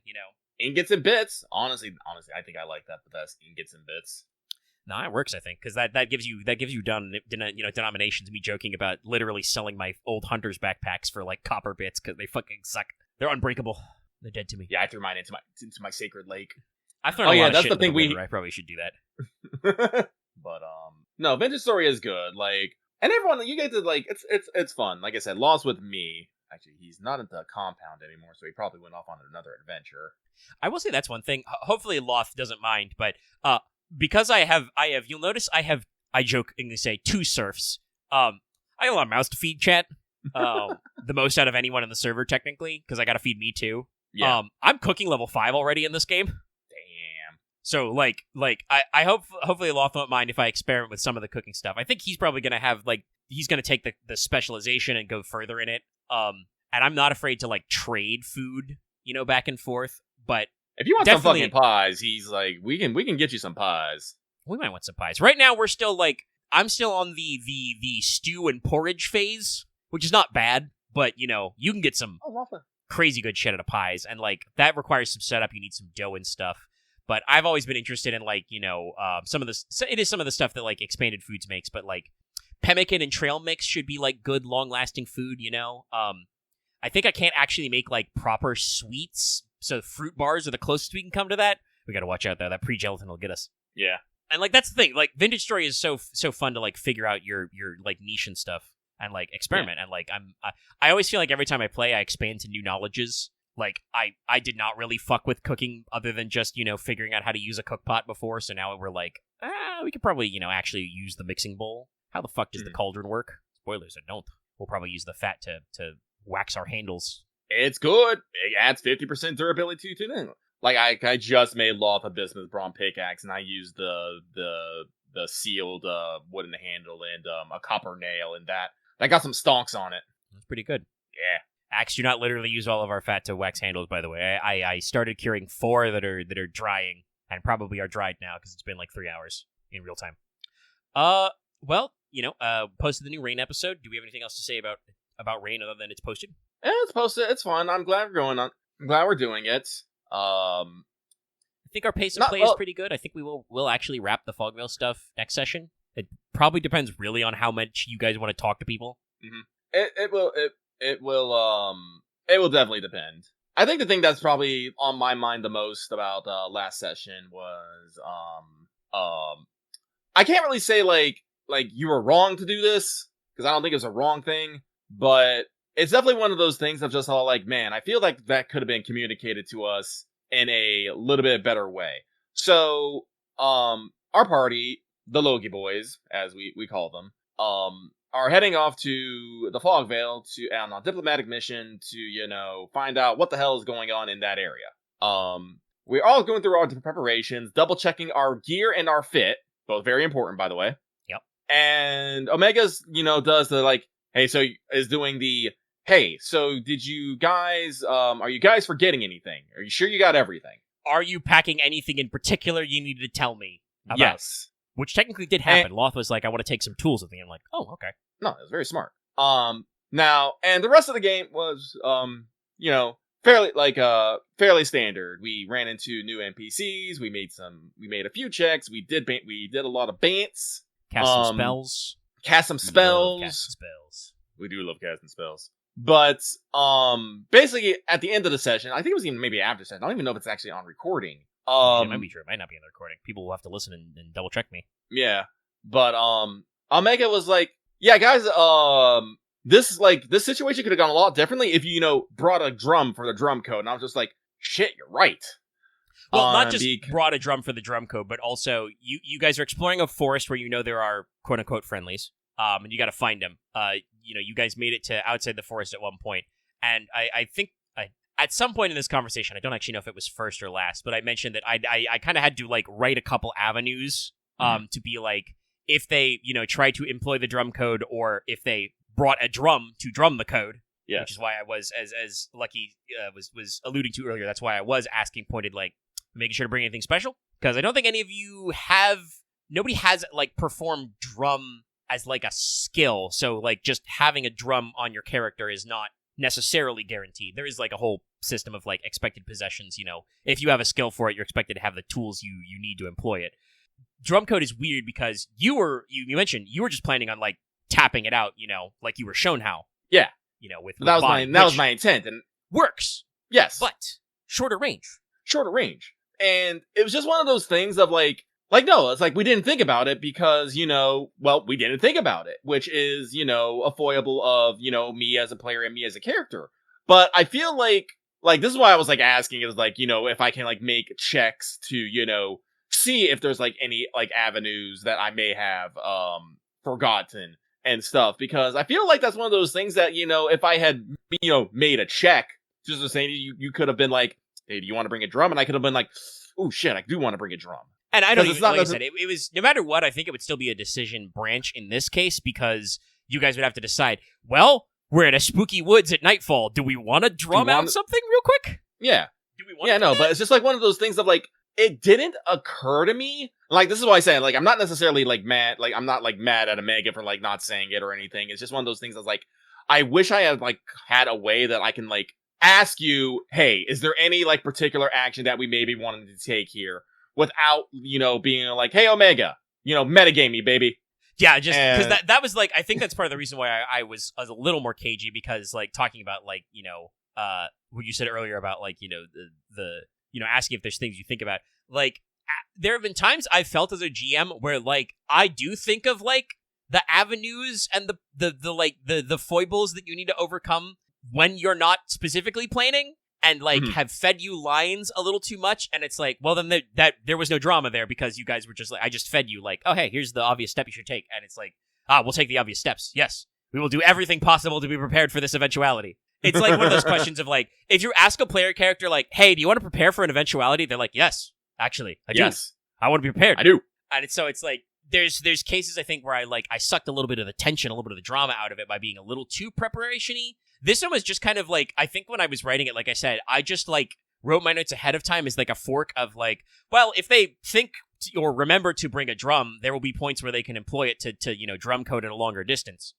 But it is definitely a thing where I mean, separation of characters and players, it's one of those things where like, well, you didn't think of it. Would Enos have thought of it? And I guess that's, like you said, well, then that would be a check if you want to be like, would there be something that Enos would think of that I wouldn't think of? No, I was thinking of, like, you said strategy tactics. I am personally of the idea of, student of logistics. Yeah, I think that wouldn't give you every solution, I think, but it's a student, so it's specific, but also you bought it, so one of those weird cases where, like, it should be narrow, but also I shouldn't be prescriptively narrow because you're going out of your way to buy a funny little skill. It's the same with, like, Axe talking right now in chat about, like, buying student of logic, and it's like, no, that's not actually going to solve every problem, because some things you run into will be illogical. But if there are any weird, like, logic puzzle deduction things, also, honestly, Leslak is like, or either Axe has talked about Leslak as like a detective type character. Student of logic, I think, is like perfectly fine. A buy-in for the character. We always like level character fluff. If you want to spend some EXP, But yeah, it was just one of those things where like I wrote it as like technically an open, and like I, as the GM, had to prepare for an eventuality that you guys would just go, wait a minute, this is called drum code. What if I just drummed the code on a drum? And I'm like, shit, what do I do if they do that? And then, like, it kind of becomes a loop where, well, you didn't think of that. So me extra writing didn't matter, and I don't think it hurt you, but it did, in a sense, deny you options. Yeah. So, like, it's one of those things of, like, thinking about, what you're thinking about. And, Nat, when you ask me that question, I'm like, yeah, no, I think, like I said, in general, knowledge, skills, tactics, or strategy, or like you said, student of logistics and other things would be like, yeah, you could roll something to have specialized knowledge to just be like, is there an obvious avenue I'm not thinking about? And like I said, when you asked it, I'm like, I think if you roll a skill and make a check, I can feed you an obvious avenue. That's a player action that has a technically inherent risk of failure. There is literally a chance, even on 10 dice, you could roll the 1 through 10 straight. It's not gonna happen, but it could. So, there is a chance you flummox it up. But like I said, sometimes we get a little experimental. We're 60 sessions into Reign, and I still sometimes I still think about like past sessions, and I'm like, how would I do that differently? What would I get out of it? Honestly, like, I ended up having to improvise a little bit anyway, because like, even though I knew that I wrote it. I wrote, Soul of the Wood, Soul of the Forest, and I'm just like, I should think it's Soul of the Trees. Tree, forest, who cares?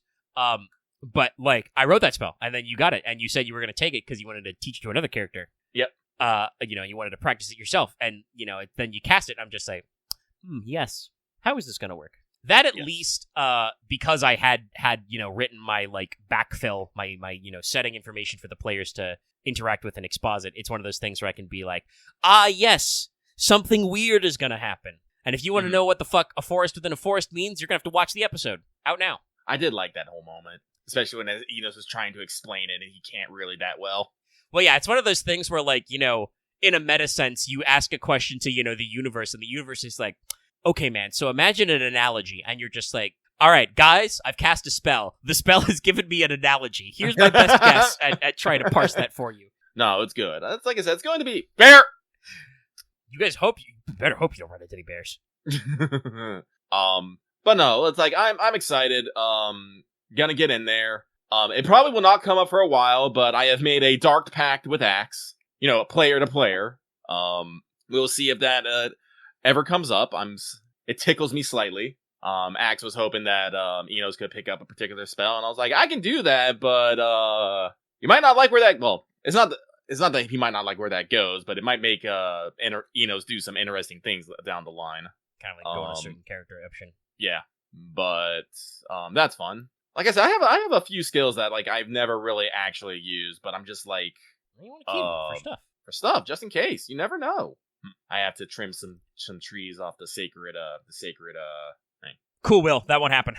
I'm about to say that's not gonna happen, buddy. There are way more people in the line succession than You actually don't get to pick who is the Marquis, by the way. Actually. Oh, okay. I mean, I should say, Axe doesn't. Like, he can't. He could probably make his preference known, but he would have to like legally disinherit.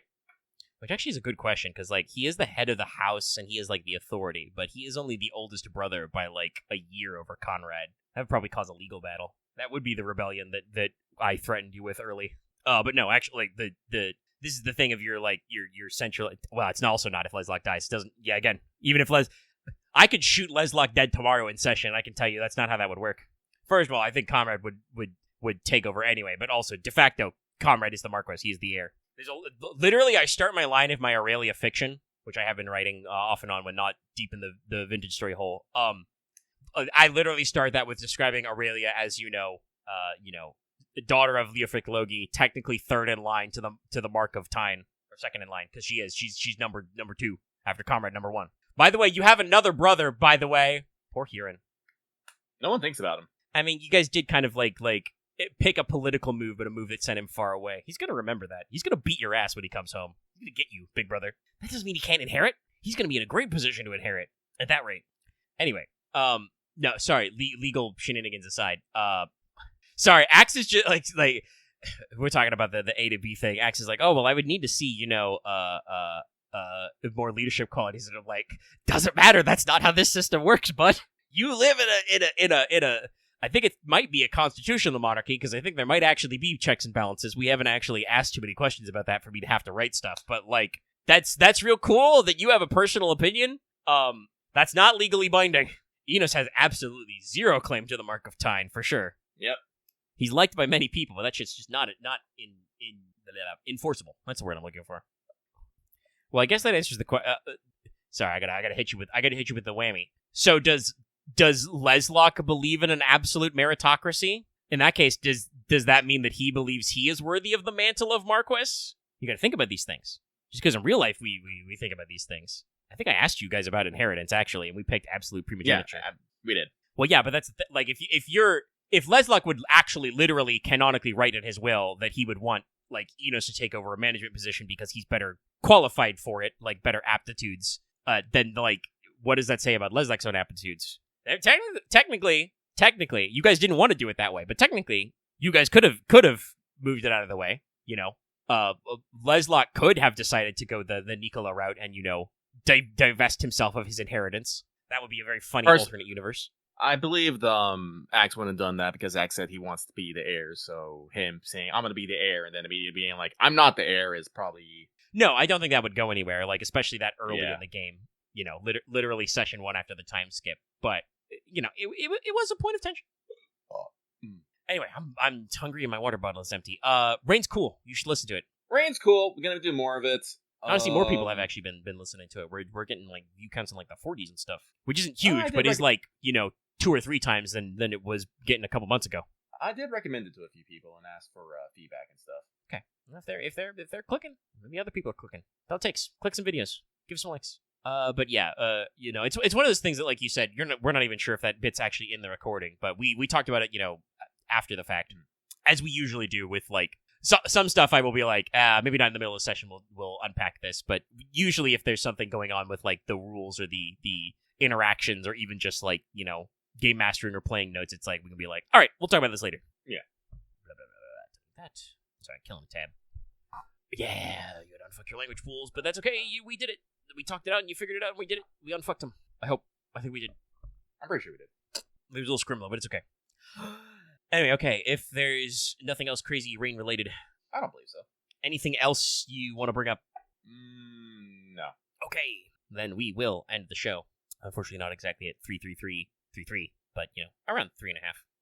So, hey, this has been Let's Talk FGO. Like I said at the front, if you've listened this far, hit that like button, leave a comment, join our Discord, especially if we're going to do movie nights. You'll have to be in the Discord to get them.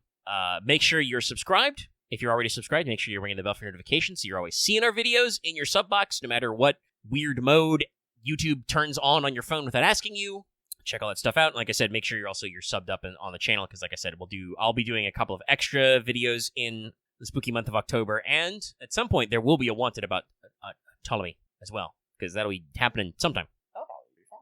So we'll probably do the pregame next week, maybe 2 weeks. I gotta check times and dates. I'll do the advanced trigonometry to figure that out later.